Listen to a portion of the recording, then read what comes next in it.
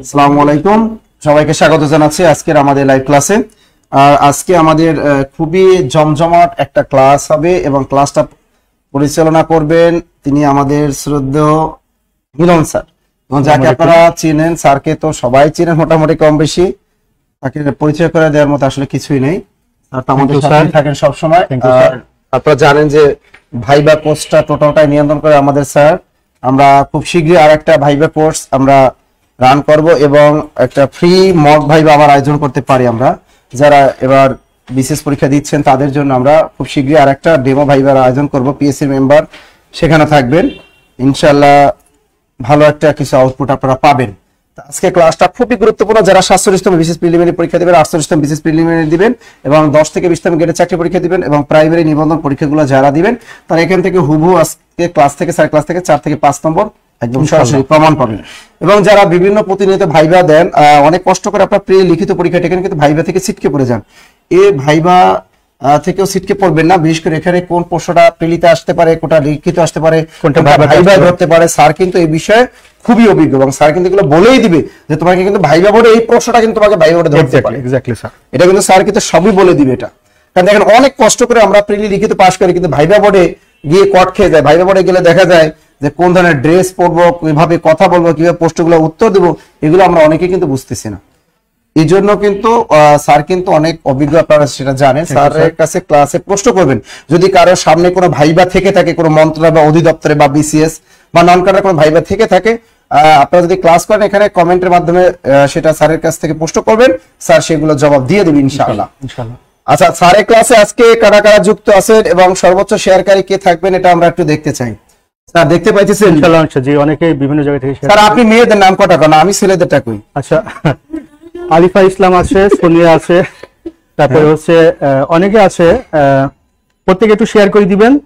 এবং আজকের ক্লাসটা অত্যন্ত ইফেক্টিভ এবং ইনফরমেটিভ এবং অ্যাজ ওয়েল অ্যাজ ইম্পর্টেন্ট যে কোনো পরীক্ষার জন্য, অর্থাৎ এটি প্রিলিমিনারি টেস্ট, রিটেন টেস্ট এবং ভাইবার জন্য, সিভিল সার্ভিস সহ যে কোনো কম্পিটিটিভ চাকরি বাংলাদেশের জন্য। আমি করি এখনো রেকর্ড। আচ্ছা, থ্যাংক ইউ। আচ্ছা ঠিক আছে, তো আমি জব মেডিসিনের সাথে আছি, আমি এখানে ক্লাসগুলো নিচ্ছি, প্রিলিমিনারি লিখিত এবং ভাইবা। এবং আপনারা জানেন যে গত কয়েকদিন আগে 44 বিসিএস এর ভাইবা কার্যক্রম মক ভাইবা বোর্ড এখানে আয়োজন করা হয়েছিল। সেখানে পাবলিক সার্ভিস কমিশনের সাবেক বিজ্ঞ সদস্য ছিলেন, সচিব স্যার ছিলেন, আমি ছিলাম। এবং শীঘ্রই বিসিএস এর ভাইবা কার্যক্রম সহ অন্যান্য কোর্সে ভাইবা কার্যক্রম শুরু হবে। তো আমি নাসির স্যারকে স্পেশালি থ্যাঙ্কস গিভ করছি আমাকে আজকে এখানে আপনাদের সাথে পরিচয় করে দেওয়ার জন্য। হ্যাঁ, আলহামদুলিল্লাহ ভালো আছি, পঞ্চগড় থেকে বিভিন্ন জায়গা থেকে আসছেন।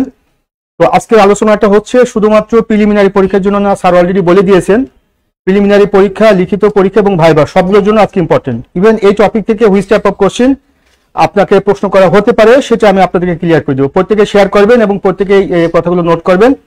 তো স্যার আমি আপনার অনুমতি সাপেক্ষে আমি তাহলে শুরু করে দিই।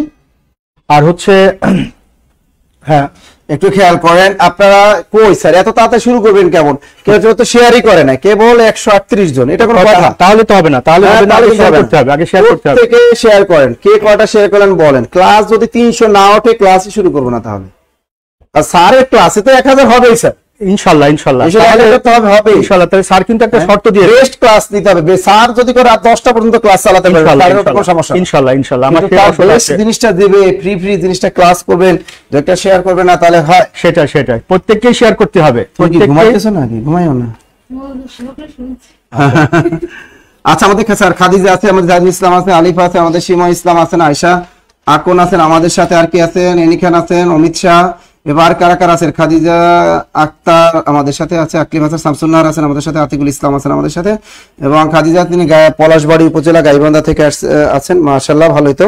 পলাশবাড়ি উপজেলা গাইবান্ধা, ও রংপুর, বগুড়া টু রংপুর যাওয়ার সময় পলাশবাড়ি, পলাশবাড়ি, হ্যাঁ গাইবান্ধা পলাশবাড়ি, ওই তো গাইবান্ধা পলাশবাড়ি, বুঝতে পেরেছি। আচ্ছা আছে মুনিয়া আছে, রিফাত আহমেদ স্যার আছে। ক্লাসটা যেন বেশি সময় ধরে নিবেন, ওকে সমস্যা নাই, 3 ঘন্টা চলবে, সমস্যা নাই, তোমরা নিতে পারলেই হইলো, তাই না? সেটাই। কি ফুরি, ভালো আছো তুমি? হ্যাঁ তো এম কে জান্নাতি আছেন আমাদের, বাহ, ফাহিমা শেখ। আপনারা যত বেশি শেয়ার করবেন তত বেশি আমি আপনাদের প্রতি দায়িত্বশীল হব এবং তত বেশি উদ্বুদ্ধ হব। এবং এই যে আমাদের জি আচ্ছা মেহেরজাবিন ইসলাম আমাদের পটুয়াখালী থেকে আছেন, গট। আরিফা ইবনে আছেন আমাদের, সেলিনা সেলি আছে, হৃদয় চন্দ্র দেব স্যার মেনশন করেছি, থ্যাংক ইউ। ঝুমুর দেবনাথ আমাদের ত্রিনা প্রিয়াঙ্কা, আমাদের মিসকাত আহমেদ আছেন স্যার, নার্গিস আক্তার আছেন ফরিদপুর থেকে, গুড। আমাদের আব্দুল্লাহ আল ফাহাদ বগুড়া থেকে দেখছি, গুড গুড গুড, বগুড়া থেকে দেখছেন। যাই হোক, আমাদের 200 অলরেডি হয়ে গেছে ইনশাআল্লাহ স্যার। তাহলে আপনি শুরু করে দিতে পারেন। ঠিক আছে sir, thank you so much. Okay ইনশাআল্লাহ, thank you so much sir. আমি তাহলে শুরু করে দিচ্ছি আজকে। হ্যাঁ, আজকের যে ক্লাসটি, এটা হচ্ছে মূলত আজকের ক্লাসটি একটি কম্বাইন ক্লাস। তো আপনারা আমাকে অনেকে চেনেন। হ্যাঁ, সেটা হচ্ছে আমি মিলন স্যার। আমি মূলত বাংলাদেশ সিভিল সার্ভিস পরীক্ষায় চূড়ান্তভাবে উত্তীর্ণ হয়ে সিভিল সার্ভিস ক্যাডার অফিসার হিসেবে যারা চাকরি পেতে চান তাদেরকে মূলত আমি প্রস্তুত করি। তো আজকে এমন একটা ক্লাস নিব যে ক্লাসটি শুধুমাত্র বাংলাদেশ সিভিল সার্ভিস অর্থাৎ বিসিএস এর জন্যই না, প্রাইমারি নিবন্ধন 10 থেকে 18 গ্রেডের যত চাকরি আছে, লিখিত এবং প্রিলিমিনারি এবং ভাইবা, তিনটার কম্বিনেশন। তো ঠিক আছে, আজকে তো বুঝতে পারছেন, এবং আজকের ক্লাসটি শুধুমাত্র 47 বিসিএস এর জন্য না, অন্যান্য ক্যান্ডিডেটের জন্য প্রযোজ্য। আজকে আমরা প্রথম যে প্রশ্নটি আপনাদের সামনে আমি উপস্থাপন করছি, সেই প্রশ্নটি হচ্ছে প্রফেসর ডক্টর মোহাম্মদ ইউনুস এর 30 তত্ত্ব নিম্নের কোনটি? এটা হচ্ছে আমাদের প্রথম প্রশ্ন। তার আগে আমি এই প্রশ্নের উত্তরে যাবার পূর্বে প্রথমে আমি তিনটা পরীক্ষার 3 রকম পদ্ধতি, সেটি নিয়ে একটু আমি আপনাদেরকে ক্লিয়ার করি। নরমালি আমরা যে কোনো চাকরির জন্য 3টি পরীক্ষা দিয়ে থাকি। যে কোনো জব এক্সামের জন্য আমরা 3টি পরীক্ষা দিয়ে থাকি। কি কি পরীক্ষা? প্রথমে প্রিলিমিনারি টেস্ট, তারপরে রিটেন টেস্ট, তারপরে কি ভাইবা ভোস। তাহলে পরীক্ষা নরমালি আমাদের 3টা হয়ে থাকে। একটাকে বলে প্রিলিমিনারি টেস্ট, একটা হচ্ছে রিটেন টেস্ট, আর আরেকটা হচ্ছে যে ভাইবা ভোস, অর্থাৎ যাকে বলা হয় মৌখিক পরীক্ষা। তাহলে পরীক্ষার নামের মধ্যে কিন্তু পরীক্ষার পদ্ধতি বলা আছে। প্রথমে পরীক্ষাটির নাম হচ্ছে প্রিলিমিনারি টেস্ট। প্রিলিমিনারি টেস্ট মানে হচ্ছে একটা প্রাথমিক পরীক্ষা। এই পরীক্ষায় যারা অংশগ্রহণ করে তারা সবাই কিন্তু চাকরির জন্য যে কোয়ালিফাইড, এটি কিন্তু আসলে প্রমাণিত হয় না। মানে চাকরির যে মাপকাঠি, এটা 3টা ধাপে চূড়ান্ত ভাবে হয়। তো প্রথমে যে পরীক্ষাটি হয় প্রিলিমিনারি টেস্ট, এই পরীক্ষাটি মূলত এটি একটা বাছাই পরীক্ষা। প্রিলিমিনারি টেস্ট এটা একটা বাছাই পরীক্ষা, বা যেহেতু পরীক্ষাটি প্রথমে হয় তাই এটির নাম হচ্ছে প্রিলিমিনারি টেস্ট। এই পরীক্ষার পদ্ধতি সিস্টেম সেই সিস্টেমটাকে বলা হয় এমসিকিউ। এমসিকিউ মানে মাল্টিপল চয়েস কোশ্চেন। তাহলে মাল্টিপল শব্দটির অর্থ কি? সিঙ্গেল মানে একটা, ডাবল মানে দুটো, ট্রিপল মানে 3টা। এরপরে যদি যেহেতু 4টা থাকে তাই এটাকে আমরা মাল্টিপল বলি। যদিও 4কে বলা হয় 4 ফোল্ড, 5 হলে পারে 5 ফোল্ড, 6 হলে পারে 6 ফোল্ড। তাই আমরা এটা 4-এর ক্ষেত্রে আমরা কি বলি? Multiple choice. মাল্টিপল চয়েস মানে প্রশ্ন কিন্তু একটা, কিন্তু এখানে অপশন থাকবে কয়টা? 4টা। এই 4টা অপশনের মধ্যে বলা হয়ে থাকে যে which is correct answer, at first you have to find out, then fill up the circle. মনে করো যে 4টা উত্তর দেওয়া থাকবে, সে 4টা উত্তরের মধ্যে সঠিক উত্তরটি বের করো, বের করার মধ্যে সেটি ফিল আপ করতে হবে, সার্কেল ফিল আপ করতে হবে। তাই এই পরীক্ষাটির নাম হচ্ছে একটি এমসিকিউ পদ্ধতিতে পরীক্ষাটি হয়। আর এই পরীক্ষায় মূলত যারা কোয়ালিফাই করে তাদেরকে কিন্তু পরবর্তী পরীক্ষায় সুযোগ দেওয়া হয়। পরবর্তী পরীক্ষাটির নাম কি? Written test. আবার প্রাইমারি যে পরীক্ষাটি হয়, সেই পরীক্ষাটা কিন্তু প্রথমে যে পরীক্ষাটা হয় সেটির নাম কিন্তু রিটেন টেস্ট। আমরা কিন্তু এটা ভুলে যাই। প্রাইমারিতে কিন্তু প্রিলিমিনারি বলে কোনো পরীক্ষা নেই, পরীক্ষাটার নাম কি? Written test. কত নম্বর? 75 মার্কসের। আর বাকি যে 25 সেটা হচ্ছে ভাইবা। তাহলে প্রাইমারি পরীক্ষা রিটেন টেস্ট, এই পরীক্ষাটার প্যাটার্নটা কিভাবে হয়? এমসিকিউ পদ্ধতিতে। এটা কিন্তু রাইটিং সিস্টেমে না। প্রাইমারি পরীক্ষাটা কিন্তু রাইটিং সিস্টেম না। রাইটিং মানে কি? লেখা। আর রিটেন মানে কি? লিখিত। তাহলে কোন পরীক্ষাকে আমরা লিখিত পরীক্ষা বলি? যে পরীক্ষা আমাদেরকে লিখতে হয় সেই পরীক্ষাকে কি বলি? লিখিত পরীক্ষা। আর যে পরীক্ষা আমাদের সার্কেল ফিল আপ করতে হয় সেটাকে বলে এমসিকিউ পদ্ধতিতে প্রিলিমিনারি টেস্ট। আর এটার নাম কি? ভাইবা ভোস। ভাইবা ভোস মানে মৌখিক পরীক্ষা। মৌখিক পরীক্ষা মানে যে পরীক্ষায় প্রশ্নকর্তা মুখ দিয়ে প্রশ্ন করে, আবার যে উত্তর দিতে হয় মুখ দিয়ে, তাকে কি বলা হয়? ভাইবা ভোস। তার মানে পরীক্ষা 3টা, একটা হচ্ছে প্রিলিমিনারি টেস্ট, একটা রিটেন টেস্ট, এবং একটা হচ্ছে ভাইবা ভোস। তাহলে প্রিলিমিনারি টেস্টে কোনো পরীক্ষায়, আমি একটু কমেন্টে পড়িনি, হ্যাঁ, যেহেতু অনেকে কমেন্ট করছে। আচ্ছা, আপনারা বিভিন্ন প্রান্ত থেকে ক্লাস করছেন এবং স্যারের ক্লাসে তুলনা হয় না, থ্যাংক ইউ সো মাচ। আমি আসলে আপনাদের প্রশংসায় খুব বেশি, যেমন আমি খুব বেশি নিজেকে আমি প্রোঅ্যাক্টিভ জায়গা থেকে সরে আসিনি, তেমনি ভাবে আপনাদের দুর্নামও কিন্তু আমাকে প্রোঅ্যাক্টিভ জায়গা থেকে সরে আসেনি। আমি আসিনি। তো আপনারা বিভিন্ন প্রান্ত থেকে ক্লাস করছেন, থ্যাংক ইউ সো মাচ। প্রত্যেকে শেয়ার করে দিবেন। তাহলে এরপর আছে রিটেন টেস্ট। এখন আসি রিটেন টেস্ট। এই রিটেন টেস্টের বাংলাটা কি? লিখিত পরীক্ষা। তাহলে এই পরীক্ষার পদ্ধতিটা কি? রাইটিং।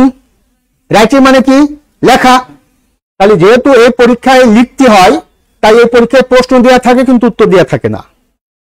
আর এই পরীক্ষায় যেহেতু সঠিক উত্তরটি বাছাই করতে হয়, তার মানে এখানে ভুল উত্তর দেওয়া থাকে, সঠিক উত্তর দেওয়া থাকে। তাই এখানে সঠিক উত্তরটি খুঁজে বের করতে হয়। আর সঠিক উত্তরটি খুঁজে বের করার উপায় কি? উপায় আছে দুটো। এটা হচ্ছে সরাসরি সঠিক উত্তরটি খুঁজে বের করা, অথবা ভুল উত্তরগুলো চিহ্নিত করা। যদি ভুল উত্তরগুলো চিহ্নিত করা সম্ভব হয় যে এগুলো ভুল উত্তর, তাহলে যেটি বাকি থাকে সেটি সঠিক উত্তর। এরপরে যে পরীক্ষাটি, সেই পরীক্ষাটির নাম আছে মৌখিক পরীক্ষা, মানে ভাইবা ভোস। তার মানে এই পরীক্ষায় প্রশ্ন করা হয় মুখ দিয়ে, আর উত্তরদাতাকে উত্তর দিতে হয় মুখ দিয়ে। এখন এখানে 3টা অংশে 3 রকম উত্তর হয়। এখানে সরাসরি উত্তরটি গোল দাগ দিতে হয়। একটু আমি কমেন্টটা পড়ে নিই। আচ্ছা, শেয়ার ডান, ঠিক আছে। যে প্রশ্নটি আমাদের উত্তর দেওয়া থাকে সেই উত্তরটি সরাসরি আমাদেরকে বাছাই করতে হয়। লিখিত পরীক্ষায় আচ্ছা, লিখিত পরীক্ষা আমাদের উত্তরটি লিখতে হয়, আর মৌখিক পরীক্ষা উত্তরটি আমাদেরকে মুখ দিয়ে বলতে হয়। এখন আমরা এই পদ্ধতিতে, এটা যদি আমি পরবর্তীতে সময় থেকে, এটা নিয়ে আমি পরবর্তীতে কথা বলবো। এই 3টা পদ্ধতিতে আমরা আজকের প্রশ্নগুলো সলভ করব। আচ্ছা, এবার আজকের প্রথম প্রশ্ন যেটি কোথায় গেল? প্রথম প্রশ্ন যেটি, সেটি হচ্ছে প্রফেসর ডক্টর মোহাম্মদ ইউনূসের 3-0 তত্ত্ব নিম্নের কোনটি? আচ্ছা, ওকে, ফাইন। এবার তোমাদের মধ্যে কমেন্ট করো। আমি প্রথমেই অ্যাড্রেস তুমি করে বলে ফেলেছি। ঠিক আছে, আমি তুমি করে চালাই দিব আজকে, কারণ তোমাদের বয়স তো আমার বয়স তুমি অনেক কম। হ্যাঁ, আমি যখন বিশেষ পরীক্ষা দিই, হ্যাঁ, আজকে ক্লাসের ধরন ঠিকই অন্যরকম। Thank you so much. আমি একটু তোমাদেরকে বলি, যেহেতু তুমি করে বলেছে, তুমি বলার পক্ষে যুক্তি দেখায়। 1996 সালে যখন আমি ম্যাট্রিক পাস করি, তখন আমার হাতে বিসিএস এর বই, 96 সাল। তার মানে আজকে কত বছর আগে? তোমাদের অনেকের জন্ম মনে হয়, সেই জন্য তোমাদেরকে আমি তুমি করে বলছি। Very good. আচ্ছা, তাহলে প্রফেসর ডক্টর মোহাম্মদ ইউনূসের 3-0 নিম্নের কোনটি? 0 বেকারত্ব, 0 দারিদ্র, 0 কার্বন নিঃসরণ, তারপরে কি? সবগুলোই। তাহলে উত্তর কি হবে? সবগুলোই। Very good. তো যারা এখানে উত্তর করেছে সবগুলোই, তার মানে এখানে কারেক্ট আনসার কিন্তু উপরে সবগুলোই। ডক্টর মোহাম্মদ ইউনূসের 3-0 তত্ত্ব যেটি, সেটির উত্তর হচ্ছে উপরে সবগুলোই। এখন আসি প্রফেসর ডক্টর মোহাম্মদ ইউনূসের এই প্রশ্নটি কেন আমি সিলেক্ট করেছি। সাধারণত বাংলাদেশের প্রেক্ষিতে যে কোনো কম্পিটিটিভ চাকরির ক্ষেত্রে যে সরকার ক্ষমতায় থাকে, সেই সরকার সম্পর্কিত প্রশ্ন পরীক্ষায় আসে, এবং সেই সরকার কার নেতৃত্বে পরিচালিত হচ্ছে সেই ব্যক্তি সম্পর্কে প্রশ্ন আসে। যেমন এর আগের পরীক্ষায় যখন প্রধানমন্ত্রী ছিলেন সাবেক প্রধানমন্ত্রী শেখ হাসিনা, তখন শেখ হাসিনা ইনিশিয়েটিভ বলে একটা উদ্যোগ ইউনাইটেড নেশনসে যথেষ্ট প্রশংসিত হয়েছিল। সে প্রশ্নটা বিশেষ ভাইবা বোর্ডেও করা হয়েছে, শেখ হাসিনা ইনিশিয়েটিভ। এরপরে কমিউনিটি ক্লিনিক যেটি, ঠিক সেটির সাথে যদি আমি বলি, বর্তমানে বাংলাদেশে যে সরকার ক্ষমতা আছে, সেই সরকার পরিচালিত হচ্ছে যার নেতৃত্বে, তিনি হচ্ছেন প্রফেসর ডক্টর মোহাম্মদ ইউনূস। তাহলে তিনি কি বাংলাদেশের বর্তমান সরকার প্রধান? এতটুকু কি তার পরিচয়? না, তার আরেকটা পরিচয় হচ্ছে তিনি একজন নোবেল বিজয়ী বিশ্ব বরেণ্য ব্যক্তিত্ব। তো যেহেতু তিনি একজন নোবেল বিজয়ী, এবং 2006 সালে তিনি শান্তিতে 2006 সালে শান্তিতে নোবেল পুরস্কার কে পেয়েছেন? Not only doctor Mohammad Yunus but also গ্রামীণ ব্যাংক। 2006 সালে গ্রামীণ ব্যাংক এবং ডক্টর মোহাম্মদ ইউনূস দুজনেই যৌথভাবে শান্তিতে নোবেল পেয়েছেন। এবং ডক্টর মোহাম্মদ ইউনূস যেহেতু শান্তিতে নোবেল পেয়েছেন, তিনি একজন বরেণ্য ব্যক্তিত্ব এবং নোবেল বিজয়ী, এবং তিনি বর্তমানে বাংলাদেশ সরকারকে প্রতিনিধিত্ব করছেন। সেই কারণে তার আবিষ্কার, তার থিওরি, এটা বিশেষ পরীক্ষা সহ যে কোনো পরীক্ষার জন্য অত্যন্ত গুরুত্বপূর্ণ। তাহলে এখানে প্রশ্নটি হচ্ছে ডক্টর মোহাম্মদ ইউনূসের 3-0 তত্ত্ব নিম্নের কোনটি? আমরা এটির মধ্যে কিন্তু প্রশ্নের মধ্যে কিন্তু উত্তরটা অনেকাংশে পেয়ে গেছি, কারণ প্রশ্নটা ছিল কিন্তু 3-0 মানে 3-0। এর মধ্যে তো তিনটাই কিন্তু 3-0। হ্যাঁ, তার মানে কিন্তু আলটিমেটলি 0 বেকারত্ব, 0 দারিদ্র, 0 কার্বন নিঃসরণ, এটা যদি আমরা চিন্তা করি, তার মানে আলটিমেটলি এখানে 3টাই কারেক্ট আনসার। আচ্ছা স্যার, যাই হোক, এখন আসি এই 3-0 তত্ত্বটা কি। প্রফেসর ডক্টর মোহাম্মদ ইউনূস তিনি, আমি আবার বলছি, প্রতিটা প্রশ্নের ব্যাখ্যাটা তোমরা অনেকেই আমার কাছে ব্যাখ্যা জানতে চাও, প্রতিটা প্রশ্নের ব্যাখ্যাটা যদি আমি বিস্তারিত দিই সব প্রশ্নকে আমি টাচ করতে পারবো না। প্রথমত প্রফেসর ডক্টর মোহাম্মদ ইউনূস তিনি খুঁজে বের করেছেন যে মানুষের অশান্তির কারণটা কি। মানুষের অশান্তির সবচেয়ে বড় কারণ হচ্ছে তার ক্ষুধা, দারিদ্র, এগুলো হচ্ছে তার অশান্তির মূল কারণ। তো তিনি কিন্তু মাইক্রো ক্রেডিট অর্থাৎ ক্ষুদ্র ঋণ এটার প্রবক্তা। এটির মাধ্যমে তিনি যে উদ্যোগটা নিয়েছেন যে একজন একান্তই পুঁজিহীন ব্যক্তিত্ব, যার টোটালি কোনো পুঁজি নেই, টাকা নেই, সে কিভাবে শান্তিতে থাকবে। তার মানে তার হাতে যদি প্রাথমিকভাবে কিছু টাকা তুলে দেওয়া যায়, আর এই টাকাটা যদি সে বিনিয়োগ করে, ব্যবসা করে একটা পর্যায়ে সে স্বাবলম্বী হবে এবং যে টাকাটা গ্রহণ করেছে সেই টাকাটা ফেরত দিবে। এটার মধ্য দিয়ে একটা মানুষের কিন্তু দরিদ্রতা এটা দূর করা সম্ভব। আর দরিদ্রতা দূর করা মানে কিন্তু তার মধ্যে একটা শান্তি চলে আসে, কারণ সমস্ত অশান্তির মূল কিন্তু কি? ক্ষুধা, দরিদ্রতা, সবকিছু। যে কারণে নোবেল কমিটি বুঝতে পেরে তাকে কিন্তু নোবেল পুরস্কারটি দিয়েছেন। এখন নতুন করে তিনি যে তত্ত্বটি আবিষ্কার করছেন যে কোনো মানুষ যদি পৃথিবীতে সে যদি চাকরির পেছনে ঘুরে, তাহলে চাকরিকে বলা হচ্ছে আধুনিক কৃতদাস। তাই প্রতিটা মানুষ যদি চাকরির পেছনে না ঘুরে সে যদি উদ্যোক্তা হওয়ার চেষ্টা করে, তাহলে তার কর্মকাণ্ডের মাধ্যমে সে নিজে যেমন ভালো থাকবে, তেমনি সমাজের অন্যান্য মানুষকেও ভালো রাখবে। একই সাথে সমাজে যত রকম সোশ্যাল ক্রাইম আছে, যারা অপরাধ বিজ্ঞানী তারা খুঁজে বের করেছেন সমাজে যতগুলো অপরাধ আছে, সোশ্যাল ক্রাইম আছে, তার মধ্যে অন্যতম একটা ক্রাইম হচ্ছে আনএমপ্লয়মেন্ট। অর্থাৎ মানুষ যখন কি বেকার থাকে তখন অলস মস্তিষ্ক শয়তানের কারখানা, তখন সামাজিক যে অশান্তিগুলো, সোশ্যাল ক্রাইমগুলো তৈরি হয়। যে কারণে তিনি বলতে চাচ্ছেন যদি কোনো দেশের মানুষ যদি বেকারত্বের পর্যায়টা শূন্য অবস্থায় থাকে, মানে শূন্য বেকারত্ব মানে কেউ বেকার থাকবে না। বেকার মানে হচ্ছে যে কেউ যোগ্যতার কারণে বা যোগ্যতা মাফিক প্রত্যেকে কর্মে সম্পৃক্ত হবে, তার মানে আমাকে চাকরি করতে হবে তা কিন্তু না। অর্থাৎ সে নিজের পায়ে দাঁড়াতে পারে, উদ্যোগ থেকে অন্য মানুষকে সেখানে কাজ করার সুযোগ করে দিতে পারে। তাই শূন্য বেকারত্ব, কোন দেশে যদি শূন্য বেকারত্ব যদি শূন্যের কোঠায় নামিয়ে আনা যায়, তাহলে পুরো বিশ্ব ব্যবস্থা, পুরো বিশ্বের সবাই কেনে শান্তিতে থাকবে।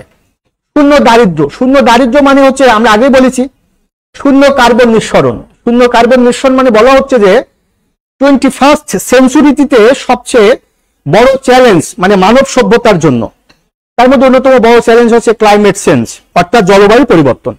আমরা জানি যে এই মুহূর্তে যে শীতের যে প্রকোপটা থাকার কথা, সে প্রকোপ কিন্তু কমে গেছে এবং বলা হচ্ছে যে 2050 সাল নাগাদ যে গ্লোবাল ওয়ার্মিং এই ধারাবাহিকতা যদি চলতে থাকে, তাহলে বাংলাদেশের 17% এলাকা তলিয়ে যাবে। এটা এতদিন টু আইপিসিসির একটা প্রতিবেদন। বাংলাদেশের 17% ভূমি পানির নিচে নিমজ্জিত হবে, অর্থাৎ গ্রিন হাউস ইফেক্টের কারণে। এই কারণে এটা তো একটা হচ্ছে, এতে করে বাংলাদেশ সহ বিশ্বের বিভিন্ন দেশে এটার একটা প্রভাব পড়বে, মানুষজন বাস্তুচ্যুত হবে। এরপরে যখন সমুদ্রের পানির উচ্চতা বেড়ে যাবে,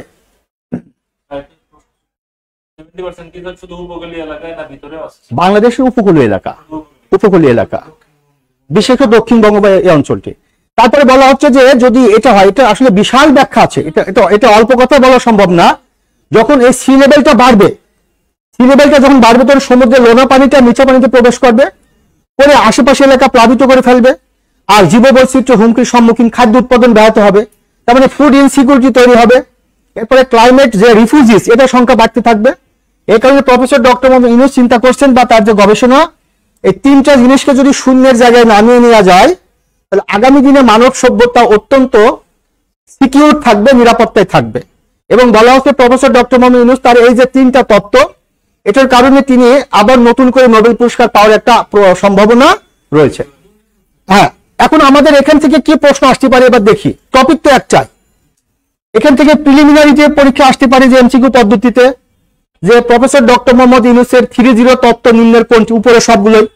আবার আসতে পারে যে এখান থেকে যে কোনো একটা দিতে পারে, বাকি তিনটা অন্য অপশন দিতে পারে, এভাবে দিতে পারে যে কোনটি। এবার এখান থেকে যদি আমাদের লিখিত পরীক্ষা প্রশ্নটি আসে যে প্রফেসর ডক্টর মোহাম্মদ ইউনূসের 3-0 তত্ত্ব কিভাবে মানব সভ্যতার জন্য উপযুক্ত বা মানব সভ্যতার জন্য উপকারী ব্যাখ্যা করুন, আমি কি বোঝাতে পারছি? একই সাথে যদি এটাকে আমাকে ভাইভাতে জিজ্ঞাসা করা হয় যে 3-0 তত্ত্বটি কার, এটা প্রশ্ন করতে পারে। এখন যদি বলি যে ইউনূসের, তাহলে এটা বেয়াদবি হবে, কি বলতে হবে? ডক্টর মোহাম্মদ ইউনূসের। কিন্তু তার চেয়ে বড় পরিচয় আছে প্রফেসর ডক্টর মোহাম্মদ ইউনূসের। এরপর যদি আমাকে প্রশ্ন করা হয় যে 3-0 তত্ত্ব, এই তত্ত্বটি কার, সেটা কি তুমি জানো? জি স্যার জানি। আমাকে কিন্তু বলিনি যে বলো তো, তা কিন্তু বলিনি। তুমি কি জানো? জি স্যার জানি। বলো তো কার? তাহলে প্রফেসর ডক্টর মোহাম্মদ ইউনিসেফ।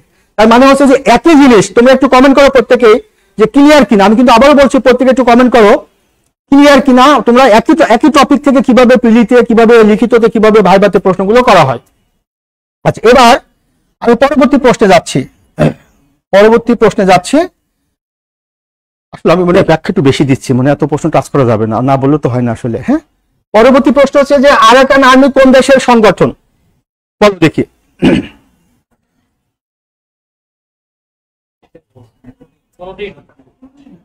আচ্ছা, এখন প্রশ্নটি প্রত্যেকে খেয়াল করো। আরাকান আর্মি এই মুহূর্তে অত্যন্ত আলোচিত, এবং তোমরা জানো যে 44 বিসিএস এর ভাইবা কার্যক্রম চলমান। আমার যারা বিসিএস এর ভাইবার স্টুডেন্ট তাদের কিন্তু বিসিএস ভাইবা করে আরাকান আর্মি নিয়ে প্রশ্ন করা হচ্ছে। এখন বলো যে আরাকান আর্মি কোন দেশের সংগঠন, কে পারবে তোমাদের মধ্যে? এখানে অপশনটা কি আছে, কোন এখানে আনসারটা কি হবে? আচ্ছা, আমরা একটু দেখবো যে আমাদের উত্তরে যাবার পূর্বে আগে প্রশ্নে যাব। প্রশ্নটি হচ্ছে আরাকান আর্মি কোন দেশের সংগঠন। তার মানে হচ্ছে যে এখানে বলা আছে যে আরাকান আর্মির একটা পরিচয় এখানে দেওয়া আছে, যে আরাকান আর্মি কিন্তু একটা সংগঠন, তাই না? তাহলে আরাকান আর্মির পরিচয় কি? আরাকান আর্মি একটি সংগঠন। আচ্ছা, আমি একটু কমেন্টে পড়ে নিই।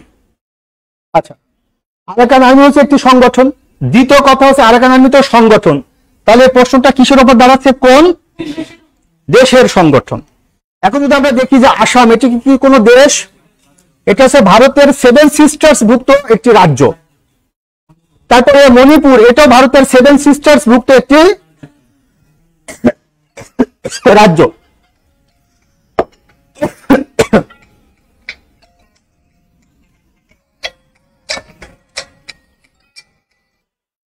আচ্ছা, তারপরে যেটি আছে সেটি হচ্ছে যে আরাকান। এই আরাকান কিন্তু কোনো দেশ না, মিয়ানমারের একটা অঞ্চল বা একটা প্রদেশ বা একটা রাজ্য। আরাকানের পূর্ব নাম ছিল হচ্ছে রাখাইন। এই রাখাইন বা আরাকান থেকে মূলত রোহিঙ্গারা এসেছে। তাহলে আমাদের প্রশ্নটা ছিল সিম্পলি যে কোন দেশের সংগঠন। তাহলে যেহেতু আরাকান, মণিপুর এবং আসাম কোনোটাই দেশকে ইন্ডিকেট করে না, কোনোটাই দেশের পরিচয় তুলে ধরে না, আর প্রশ্নটা ছিল দেশের উপরে, আর অপশন ছিল কোনোটি নয়, তাহলে উত্তর কি হবে? কোনোটি নয়। এখন যদি আমাকে উত্তরটি আরাকান নিতে হয় তাহলে প্রশ্নটি কারেক্ট মানে এডিট করতে হবে। তখন প্রশ্নটি হবে যে আরাকান কোথাকার সংগঠন, আরাকান নিম্নের কোন অঞ্চলের সংগঠন, আরাকান আর্মি নিম্নের কোন অঞ্চলের সংগঠন, বা আরাকান আর্মি নিম্নের কোন রাজ্যের সংগঠন। তাহলে উত্তরটি তখন কি হয়ে যাবে? আরাকান। এবার এখান থেকে যদি আমি একটু ব্যাখ্যা বলি, তাহলে এটি কেন গুরুত্বপূর্ণ, এই প্রশ্নটি কেন গুরুত্বপূর্ণ? কারণ হচ্ছে বাংলাদেশের দুটি নেইবারিং কান্ট্রি, একটা হচ্ছে রিপাবলিক অফ ইন্ডিয়া, একটা হচ্ছে ইউনিয়ন অফ মিয়ানমার। অর্থাৎ বাংলাদেশের সাথে দুটি দেশের কি আছে, আমরা বর্ডার শেয়ার করি। এর মধ্যে বাংলাদেশের সাথে মিয়ানমারের সীমানা আছে। বাংলাদেশের কয়টি জেলার সাথে? 3টি জেলা, বান্দরবান, কক্সবাজার এবং কি রাঙ্গামাটি। আর মিয়ানমারের দুটি রাজ্য আমাদের 3টি জেলার সাথে বর্ডার শেয়ার করে। মিয়ানমারের দুটি রাজ্য কি? একটা চীন রাজ্য, একটা আরাকান রাজ্য। আরাকানের আরেকটি নাম কি বলেছি? রাখাইন। তাহলে মিয়ানমারের কতটি রাজ্যের সাথে আমাদের 3টি জেলার যোগসূত্রতা রয়েছে? 2টি রাজ্য, চীন রাজ্য, রাখাইন রাজ্য। আর আমাদের কতটি জেলার সাথে মিয়ানমারের 2টি রাজ্যের সীমান্ত আছে? 3টি জেলার সাথে। আর ইন্ডিয়ার 5টি রাজ্যের সাথে আমাদের 30টি জেলার বর্ডার আছে, ইন্ডিয়ার 5টি রাজ্যের সাথে। এরপর আসি সেই 5টি রাজ্য কারা। আমরা জানি যে ইন্ডিয়ার 5টি রাজ্য হচ্ছে, সংক্ষেপে মনে রাখার জন্য, এটা হচ্ছে আমিত্রি মেপ। আমিত্রি মেপ। এই ইন্ডিয়ার যে 5টি রাজ্য তারা কি কি? আসাম, মিজোরাম, ত্রিপুরা, মেঘালয় এবং ওয়েস্ট বেঙ্গল বা পশ্চিমবঙ্গ। ইন্ডিয়ার 5টি রাজ্যের সাথে আমাদের কয়টি জেলার সীমানা আছে? 30টি জেলা। আর মিয়ানমারের কয়টি রাজ্যের সাথে? 2টি রাজ্য, একটা আছে রাখাইন বা আরাকান, রাখাইন বা কি আরাকান, আরাকান। আর আরেকটা কি? আরেকটা হচ্ছে চীন রাজ্য। আর আমাদের কয়টি জেলার সাথে সীমানা আছে? 3টি, বান্দরবান, কক্সবাজার এবং রাঙ্গামাটি। তাহলে আমাদের সাথে মিয়ানমারের সীমানা আছে, ইন্ডিয়ার সীমানা আছে। এখন বাংলাদেশের সাথে যেহেতু 2টি রাষ্ট্রের সীমানা আছে, তাহলে অ্যাকর্ডিং টু জিওগ্রাফিক্যাল লোকেশন কোন 2টি রাষ্ট্রের সাথে আমাদের বর্ডার শেয়ার করতে হয়? 2টি রাষ্ট্র, একটা হচ্ছে মিয়ানমার এবং একটা হচ্ছে ইন্ডিয়া। এখন আসি আরাকান আর্মিটা কেন আমাদের কাছে ইম্পর্টেন্ট। প্রথমত আরাকান আর্মি বর্তমানে মিয়ানমারে যে মিলিটারি গভর্নমেন্ট তাদের সাথে ফাইট করতেছে। মিলিটারি গভর্নমেন্ট চাচ্ছে টোটাল মিয়ানমারের কন্ট্রোল নিতে, আর আরাকান আর্মি যে সংগঠনটি তারা চাচ্ছে আরাকান বা রাখাইন রাজ্যটিকে মিয়ানমার থেকে আইসোলেটেড করে এই রাজ্যটিকে তারা পরিচালনা করতে চাচ্ছে।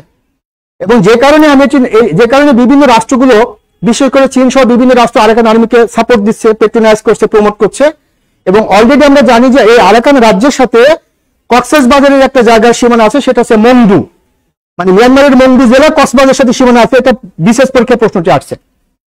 যেহেতু এই আরাকান রাজ্য বা রাখাইন রাজ্য থেকে রোহিঙ্গারা বাংলাদেশে এসেছে, এখন রোহিঙ্গাদেরকে যদি আমরা ফেরত দিতে হয়, তাহলে মিয়ানমারের যে মিলিটারি গভর্নমেন্ট তার সাথে নেগোশিয়েট করলে কিন্তু হবে না, কারণ টোটালি আরাকান রাজ্যটা কন্ট্রোলে আছে আরাকান আর্মি। তাহলে আমাদেরকে দুটা পথ হাঁটতে হবে, একটা হচ্ছে মিলিটারি গভর্নমেন্ট, একই সাথে আরাকান আর্মি। আর এই আরাকান আর্মি যেহেতু আমাদের সাথে মিয়ানমারের যে বিরাট যে বর্ডার আছে, সেই বর্ডারের অঞ্চলটিতে পুরাটা দখল এখন আরাকান আর্মির অধীনে। তাই এই আরাকান রাজ্যে কোনো সমস্যা হলে পারে তার প্রভাব কিন্তু বাংলাদেশের উপরে পড়বে। এখন শ্রীলঙ্কা কোনো সমস্যা হলে কি বাংলাদেশের উপরে তার প্রভাব পড়বে? পড়বে না, কারণ শ্রীলঙ্কা তো আমাদের নেবারিং কান্ট্রি না। তার মানে হচ্ছে পৃথিবীতে যে কোনো আলোচিত ঘটনার পরীক্ষা আসতে পারে, তার চেয়ে গুরুত্বপূর্ণ ব্যাপার হচ্ছে যে সেই ঘটনা কি বাংলাদেশের সাথে রিলেটেড কিনা, বাংলাদেশের উপর ইম্প্যাক্ট ফেলবে কিনা। আমি কি বুঝাতে পারছি তোমাদেরকে? এখন আরাকান আর্মি কত সালে প্রতিষ্ঠিত হয়েছে, আরাকান আর্মি সম্পর্কে আমার পিএইচডি করার দরকার নেই। তার মানে আরাকান আর্মি সম্পর্কে একদম বেসিক তথ্য। মিয়ানমার দীর্ঘদিন ধরে চলা যে বিদ্রোহী গোষ্ঠীর সাথে ওই দেশে জানতে পারেনি যে তুমুল যুদ্ধ চলছে। ভেরি গুড, এটাকে বলা হচ্ছে সিভিল ওয়ার। তাহলে আমাদের এখানে প্রশ্নটি ছিল যে আরাকান আর্মি কোন দেশের সংগঠন, তার উত্তরটা আমরা পেয়ে গেছি, কোনোটিই নয়। তাহলে এটা যেমন প্রিলিমিনারিতে পরীক্ষার প্রশ্নটি আসতে পারে। তারপরে আসতে পারে যে বাংলাদেশের সাথে মিয়ানমারের অমীমাংসিত ইস্যুগুলো কি কি, কিংবা মিয়ানমারের সাথে বাংলাদেশের দ্বিপাক্ষিক সম্পর্কের উন্নয়নে কি কি পদক্ষেপ নেওয়া দরকার, এটা কি রিটেন টেস্টে। একই সাথে ভাইবা বোর্ডে যদি প্রশ্নটি করা হয় যে আরাকান আর্মি আমাদের জন্য কি থ্রেট, আরাকান আর্মি আমাদের জন্য হুমকি কিনা, এটা ভাইবা বোর্ডের প্রশ্ন। তাহলে আরাকান আর্মি তখনই আমাদের জন্য হুমকি হবে যখন তারা বর্ডার ক্রস করে বাংলাদেশের মধ্যে তারা ঝামেলা করবে, তখনই সেটা আমাদের জন্য কি হবে, থ্রেট বা হুমকি। যখন আরাকান আর্মি শুধু মিয়ানমারের মধ্যে সীমাবদ্ধ থাকবে, তখন কিন্তু তারা আমাদের জন্য থ্রেট বা হুমকি নয়। তার মানে একই জিনিস তোমাদেরকে প্রিলিমিনারিতে একরকম প্রশ্ন করা হবে, একই জিনিস তোমাদেরকে রিটেন এক ধরনের প্রশ্ন করা হবে, একই জিনিস তোমাদেরকে ভাইভাতে প্রশ্ন করা হবে। ভাই তুমি একটা প্রশ্ন করতে চাচ্ছিলে, বলো, যদিও অনলাইন ওরা শুনবে। তুমি একটা প্রশ্ন করতে চাচ্ছিলে, বলবা সে প্রশ্নটি করবা? না না তুমি প্রশ্ন করতে, ও আচ্ছা আচ্ছা আচ্ছা আচ্ছা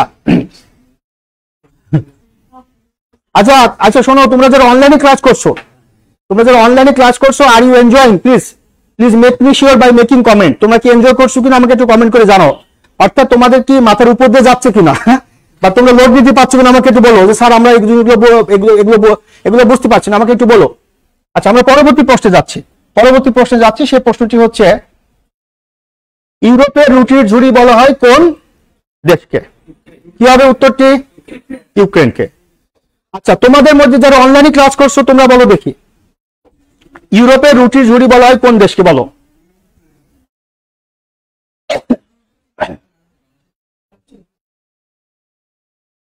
হ্যাঁ হ্যাঁ হ্যাঁ হ্যাঁ প্রশ্ন করছিল কেউ? আচ্ছা আচ্ছা, উত্তর হবে ইউক্রেন। ঠিক আছে। আচ্ছা, ইউক্রেন কেন হবে? তার প্রথম যুক্তি হচ্ছে যে ইউক্রেন এর জন্য হবে যে কারণ বাকি তিনটা হবে না, বাকি তিনটা যেহেতু হবে না তাই ইউক্রেন হবে। অর্থাৎ আমি প্রায় মজা করে বলি যে কেউ যদি পরীক্ষায় পাশ করে তাহলে তার কারণটা কি? কারণ সে ফেল করেনি, কারণ সে পাশ করেছে, কারণ কি? আর কেউ যদি ফেল করে তার কারণ কি? কারণ পাশ করেনি। তার মানে অত্যন্ত ছিল চারটা। এখন কোন দেশকে ইউরোপের রুটি ঝুড়ি বলা হয় সেটা আমরা পরে চিন্তা করি। আগে আমরা চিন্তা করি যে কোন দেশকে বলা হয়। তাহলে কোন দেশকে, প্রশ্নটা ছিল কোন দেশকে, দেশ তো কিন্তু চারটা আছে। এবার আসি, কোথাকার রুটির ঝুড়ি বলা হয়? ইউরোপের মানে একটি মহাদেশের। তাহলে চিলি নামক যে রাষ্ট্রটি, সেটা কি ইউরোপকে বিলং করে? এটা ল্যাটিন আমেরিকার দেশ বা দক্ষিণ আমেরিকার দেশ, তো সর্বপ্রথম হওয়ার কথা না। আলজেরিয়া হচ্ছে আফ্রিকা মহাদেশের দেশ, চীন এটি এশিয়া মহাদেশের দেশ। তাহলে বাকি থাকে কোনটি? ইউক্রেনকে। তাহলে ইউক্রেনকে ইউরোপের রুটি ঝুড়ি বলা হয়। কেন বলা হয়? কারণ চীনকে বলা হয় না, আলজেরিয়াকে বলা হয় না, চিলিকে বলা হয় না। এটা হচ্ছে প্রিলিমিনারি ক্ষেত্রে উত্তর হবে এখানে কি? ইউক্রেন। তাহলে প্রিলিমিনারি পরীক্ষার প্রশ্নটি হতে পারে যে ইউরোপের কোন দেশকে রুটির ঝুড়ি বলা হয়। তাহলে সেই ক্ষেত্রে তখন এখানে চারটা অপশনই কিন্তু ইউরোপের থাকবে। প্লিজ প্রত্যেকে একটু বোঝার চেষ্টা করো। যদি থাকে যে ইউরোপ মহাদেশের কোন দেশকে ইউরোপের রুটির ঝুড়ি বলা হয়, তাহলে চারটা অপশন কিন্তু ইউরোপের দেশ থাকবে। কিন্তু প্রশ্নটা কিন্তু করা হয়নি যে ইউরোপের কোন দেশকে, কি বলা হয়েছে নর্মালি কোন দেশকে। তাহলে কোন দেশকে মানে চারটা দেশের মধ্যে তুমি খুঁজে নাও কোনটি কোন মহাদেশের দেশ। তাহলে এটা হলো প্রিলিমিনারি পরীক্ষার প্রশ্ন যে নিম্নের কোনটি বা আবার প্রশ্ন হতে পারে নিম্নের কোনটি ইউরোপের রুটির জুড়ি বা ইউরোপের রুটির জুড়ি কোনটি, এটা প্রিলিমিনারিতে হতে পারে। এবার লিখিততে পরীক্ষা আসতে পারে যে কোন দেশকে ইউরোপের রুটির জুড়ি বলা হয় এবং কেন বলা হয়। তাহলে কেন বলা হয় এটা তোর প্রিলিমিনারি পরীক্ষায় প্রশ্ন আকারে আসবে না, কারণ কেন কখনো প্রিলিমিনারি পরীক্ষার প্রশ্ন না।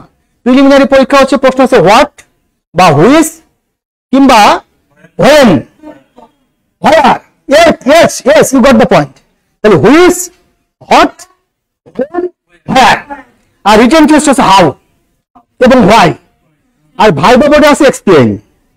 ভাইবাতে কি আসে, তবে conditional, conditional explain in very short, খুবই সংক্ষেপে, ইন শর্ট সংক্ষেপে, ইন ব্রিফ খুব সংক্ষেপে। তোমরা নিশ্চয়ই বুঝতে পারছো জিনিসগুলো, ভেরি গুড। আচ্ছা, বাংলাদেশের ঠাকুরগাঁও, ভেরি গুড, ঠিক আছে। তাহলে আমরা যদি ভাইবাতে প্রশ্নটি করা হয় তাহলে সেটির উত্তর হবে কি, ইউক্রেন। এবার যখন তোমরা কোনো ভাইবা বোর্ডে যাবা, যখন তোমাদেরকে ভাইবার শুরুটা যদি এরকম ভাবে প্রশ্নটি করা হয়, তুমি কি বলতে পারবা যে ইউরোপের রুটি জুড়ি বলা হয় কোন দেশকে? জি স্যার পারবো।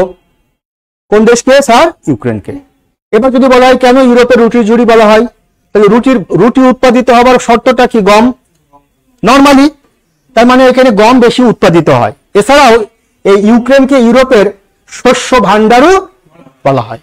তাহলে যেহেতু ইউরোপের শস্য ভান্ডার ইউক্রেন, এবার আসো এটা ভাইবা বোর্ডের প্রশ্ন। আমি কিন্তু আবারও বলছি, আমি একই খাবার থেকে বিভিন্ন জনকে বন্টন করে দিচ্ছি। কেউ প্রিলির জন্য প্রিলি নিয়ে নিচ্ছ, লিখিতের জন্য লিখিত নিয়ে নিচ্ছ, ভাইবার জন্য ভাইবা নিয়ে নিচ্ছ। এবার যদি প্রশ্নটি করা হয় যে রাশিয়া ইউক্রেন যুদ্ধটি বিশ্বের কোন কোন কোন কোন বিষয়ের উপরে প্রভাব ফেলবে, তার মানে প্রথম প্রভাবটা তো ফেলবে চেন অফ, যেটা ফুড চেইন, যেটাকে বলে সাপ্লাই চেন অফ ফুড, মানে খাবারের উপরে প্রভাব পড়বে। অর্থাৎ যেহেতু আমরা জানি যে এখান থেকে প্রচুর পরিমাণে রুটি বা গম আমরা আমদানি করি, তাহলে যখন গম আমদানি করতেছি, তাহলে গম বা রুটির মাধ্যমে, যেটাকে বলা হয়, আমরা যদি আমি বলি যে গমের মাধ্যমে যে বেকারি পণ্যগুলো আমরা উৎপাদন করি সেগুলোর দাম বেড়ে যাচ্ছে।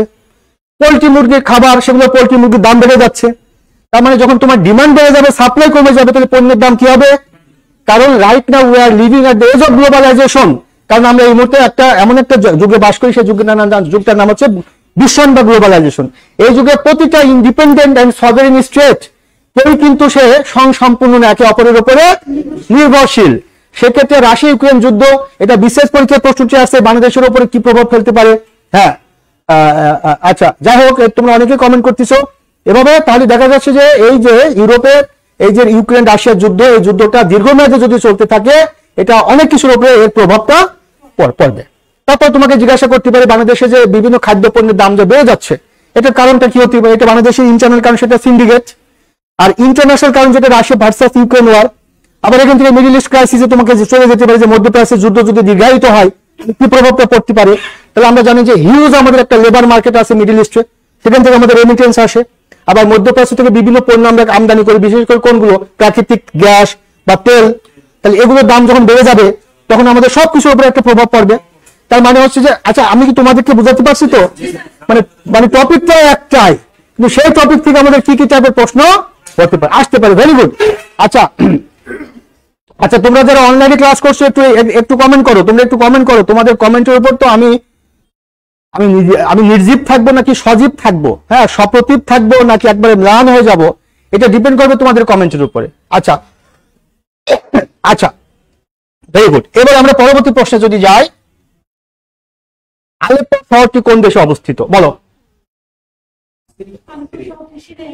আচ্ছা আচ্ছা, ঠিক আছে ঠিক আছে, আলেপ্পো শহরটি কোন দেশে অবস্থিত? তোমাদের অনলাইনে ক্লাস করছো, তাদের কাছ থেকে একটু কমেন্টটা শুনি। তাহলে আলেপ্পো শহরটি কোন দেশে অবস্থিত? এটা কি হবে? সিরিয়ায় অবস্থিত।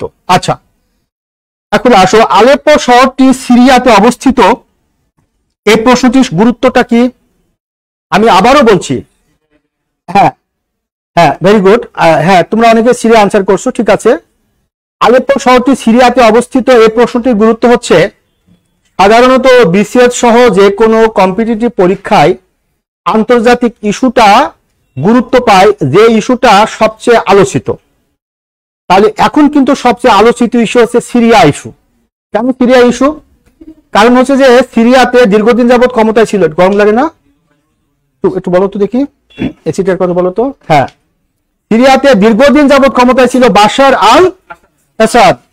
সে বাশার আল আসাদ ক্ষমতায় থাকার কারণে সেখানে সেখানকার যে জনগণ, তাদের যে জনগণের যে মতামত, সে মতামতকে তিনি গুরুত্ব দেননি। এর আগেও কিন্তু প্রশ্নটা পরীক্ষা আসছে, কয়েকবার আসছে। আমি যদি তোমাদেরকে প্রশ্নের সূত্রপাতটা যদি বলি কোথেকে শুরু হয়েছে, আমরা জানি যে সেটা হচ্ছে নর্দার্ন আফ্রিকার একটা ছোট্ট দেশ, তার নাম হচ্ছে তিউনিসিয়া। সেই তিউনিসিয়াতে দীর্ঘদিন যাবৎ ক্ষমতায় আছে একজন প্রেসিডেন্ট, তার নাম হচ্ছে জাইন এল আবেদিন বেন আলী। এই বেন আলী ক্ষমতায় থাকার কারণে সেখানকার মানুষগুলো বেন আলীকে ক্ষমতা থেকে সরাতে পারছে না, আবার তাকে চাচ্ছেও না। তো একটা পর্যায়ে সেই, আমি একটু পরে এর ব্যাখ্যাটা আমি আসবো, পরবর্তীতে সে বেন আলী ক্ষমতাচ্যুত হয়েছে, যেটাকে তিউনিসিয়ার জনগণ বলেছে যে সেটিকে বলা হয় তোমার জেসমিন বিপ্লব। পরবর্তীতে জেসমিন বিপ্লবের যে প্রভাব, এটা ইউরোপের, আফ্রিকা এবং এশিয়ার বিভিন্ন দেশে ছড়িয়ে পড়ে, যেটাকে আমরা বলি আরব বসন্ত। আর সে আরব বসন্তের সূত্র ধরে ইজিপশিয়ান প্রেসিডেন্ট, তার নাম হচ্ছে হোসনি মোবারক, তিনি ক্ষমতাচ্যুত হয়েছেন। তারপরে ইয়েমেনের প্রেসিডেন্ট ক্ষমতাচ্যুত হয়েছেন, গাদ্দাফি, কর্নেল মোহাম্মদ গাদ্দাফি, তিনি ক্ষমতাচ্যুত হয়েছেন। ওই দেখা গেল যে সেখানকার সরকার বদল হয়েছে, বাট সিরিয়াতে সরকার বদল হয়নি, যে কারণে সেই সিরিয়ার যে বাশার আসাদের যে বাহিনী, সে বাহিনীর একটা অংশ ফ্রি সিরিয়ান আর্মি নামে সিরিয়ান গভর্নমেন্টের বিরুদ্ধে তারা যুদ্ধ করেছে। একটা পর্যায়ে বাশার আসাদ রাশিয়ার সহযোগিতায় সে ক্ষমতায় টিকে ছিল। বাট সাম্প্রতিক সময় আমরা দেখেছি সেখানে একটা বিদ্রোহী গোষ্ঠী, সেই বিদ্রোহী গোষ্ঠীর সাথে না টিকতে পেরে বাশার আসাদ এখন কোন দেশে আশ্রিত আছে? রাশিয়াতে আশ্রয় আছে। এখন আসলে এখান থেকে তোমাকে কি কি চাইবে প্রশ্ন হতে পারে। এবং এই বাশার আসাদ ক্ষমতায় থাকার সময় সিরিয়ার অনেক জায়গা, বিশেষ করে আলেপ্পো, পালমিরা, রাকা, হোমস, এই শহরগুলো ধ্বংসস্তূপে পরিণত হয়েছে, যে কারণে এই আলেপ্পো শহরটা সবচেয়ে আলোচিত। আর এখানে আমাদের প্রিলিমিনারি পরীক্ষার প্রশ্নটি হতে পারে, অলরেডি হয়েছে, যে আলেপ্পো শহরটি কোন দেশে অবস্থিত? উত্তর কি হলো? সিরিয়া।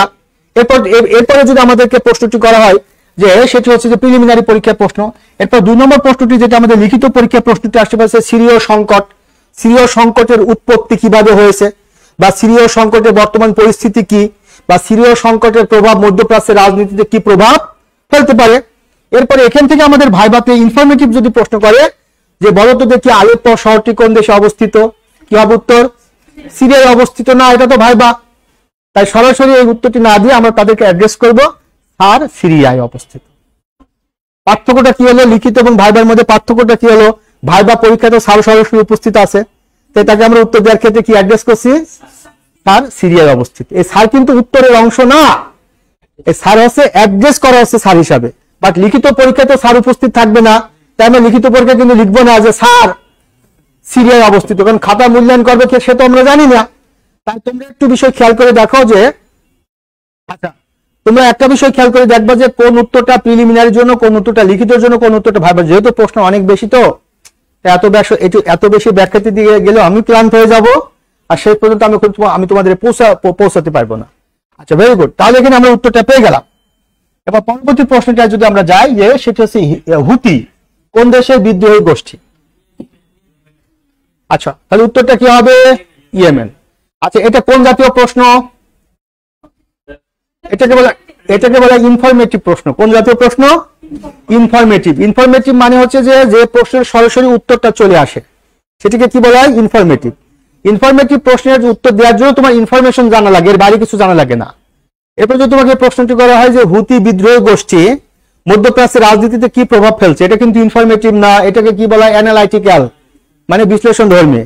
হ্যাঁ, আচ্ছা, তাহলে এখানে উত্তরটা হবে এখানে যে ইয়েমেন, অর্থাৎ হুতি কোন দেশের বিদ্রোহী গোষ্ঠী? উত্তরটা হবে, আমরা সকলে জানি, সেটা হচ্ছে ইয়েমেন। ইয়েমেন। আসি এখন হুতি বিদ্রোহী গোষ্ঠী ইয়েমেনের, এটার ইম্পর্টেন্সটা কি? আচ্ছা, যদি আমরা একটু দেখি যে সেটি হচ্ছে যে এটা হচ্ছে তোমার যেটিকে বলে ভূমধ্য সাগর। আর ভূমধ্য সাগরের সাথে এই যে একটা খাল যেটা আছে, খালটির নাম কি? সুয়েজ ক্যানাল, সুয়েজ খাল। এই যে সুয়েজ খাল, এই যে সুয়েজ খালের সাথে যুক্ত হয়েছে একটা সাগর, সেই সাগরের নাম কি? রেড সি বা লোহিত সাগর। এই লোহিত সাগর বা রেড সির সাথে এখানে একটা প্রণালী আছে, স্ট্রেট অফ বাবেল মানদেব প্রণালী। যে বাবেল মানদেব প্রণালীটা একটা উপসাগরের সাথে যুক্ত হয়েছে, যেটির নাম আছে গালফ অফ এডেন, অর্থাৎ গালফ অফ এডেন মানে এডেন উপসাগর, এবং আরেকটা আছে যে রেড সি। আর এখানে যে প্রণালীটা রয়েছে, সেই প্রণালীটার নাম কি? এই প্রণালীটার নাম কি? যেটিকে আমি একটু কালারটা চেঞ্জ করে দিই তোমাদের জন্য। এই প্রণালীটির নাম আছে বাবেল মানদেব প্রণালী। এই বাবেল মানদেব প্রণালীর পাশে এখানে আছে জিবুতি, আর এখানে কোন দেশটা আছে? ইয়েমেন। এবার আমরা যদি একটু ব্যাখ্যায় আসি, বা এটা যদি আমরা একটু দেখি যে এটা আছে স্ট্রেট অফ জিব্রাল্টার, আর এটা হচ্ছে নর্থ আটলান্টিক ওশান বা উত্তর আটলান্টিক মহাসাগর। তাহলে উত্তর আটলান্টিক মহাসাগর থেকে স্ট্রেট অফ জিব্রাল্টার দিয়ে ভূমধ্য সাগরে প্রবেশ করে কোনো জাহাজ সুয়েজ ক্যানাল হয়ে লোহিত সাগর হয়ে স্ট্রেট অফ বাবেল মানদেব দিয়ে গালফ অফ এডেন হয়ে যদি বাণিজ্য করতে চায় করতে পারে। আর যদি তাদেরকে এই পথ না এসে এদিক দিয়ে এদিকে যেতে হয় তাহলে প্রচুর পরিমাণ ঘুরতে হয়। আর এই জায়গায় আছে ইয়েমেন, ইয়েমেনের গোষ্ঠীর নাম কি? হুতি গোষ্ঠী। এখন এই হুতি গোষ্ঠী যে কাজটা করতেছে সেটা হচ্ছে যে বিভিন্ন যে বাণিজ্যিক জাহাজগুলো আছে সে বাণিজ্যিক জাহাজগুলোর উপর তারা হামলা করতেছে। এতে করে বাণিজ্যিক জাহাজগুলো এই পথ পরিহার করে এদিক থেকে ঘুরে আসতেছে, তাতে করে হিউজ পরিমাণ পথ অতিক্রম করার কারণে পণ্যের দাম বেড়ে যাচ্ছে, সময় ক্ষেপণ হচ্ছে। এই কারণে হুতিদের ভয়ে রেড সিতে কোনো বাণিজ্যিক জাহাজ ভিড়তে পারছে না। এই কারণে বর্তমানে বিশ্বে যতগুলো ক্রাইসিস রয়েছে তার মধ্যে অন্যতম একটা ক্রাইসিস হচ্ছে ইয়েমেন ক্রাইসিস। ইয়েমেন ক্রাইসিস মানে আবার হুতিদের আরেকটা পরিচয় আছে, তারা কিন্তু রিলিজিয়াস ভ্যালুজের জায়গা থেকে তারা শিয়াইজমকে প্রমোট করে, তারা কিন্তু শিয়াপন্থী। কি পন্থী? শিয়াপন্থী। এবার ইরান কি পন্থী? শিয়াপন্থী। আসাদ কি পন্থী? শিয়াপন্থী। লেবাননের হিজবুল্লাহ কি পন্থী? শিয়াপন্থী। তার মানে দেখা যাচ্ছে যে হুতি, হিজবুল্লাহ, ইরান এবং আসাদ প্রত্যেকের একই পরিচয়, তারা হচ্ছে শিয়াপন্থী। এই জন্য এদের সাথে এদের বিপরীতে যাচ্ছে আমেরিকা সহ ইসরায়েল, যে কারণে হুতি বিদ্রোহীটা এটা একটা আলোচিত শব্দ। আচ্ছা, আজানের সময় মানে একটু চুপচাপ থাকা উচিত। আচ্ছা, আমরা আমি একটু ভয়েস রেস্টে থাকি এখন, যেহেতু আজান হচ্ছে তো আমরা 5 মিনিট পরে আবার কথা বলবো তোমাদের সাথে। তোমরা একটু বোঝার চেষ্টা করো কথাগুলো। আচ্ছা,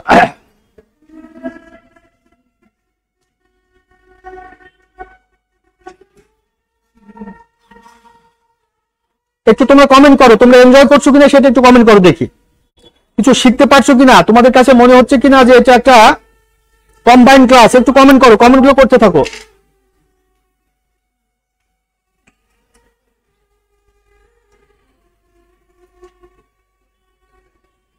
আজান দিচ্ছে তো তাই আমি একটু চুপ আছি।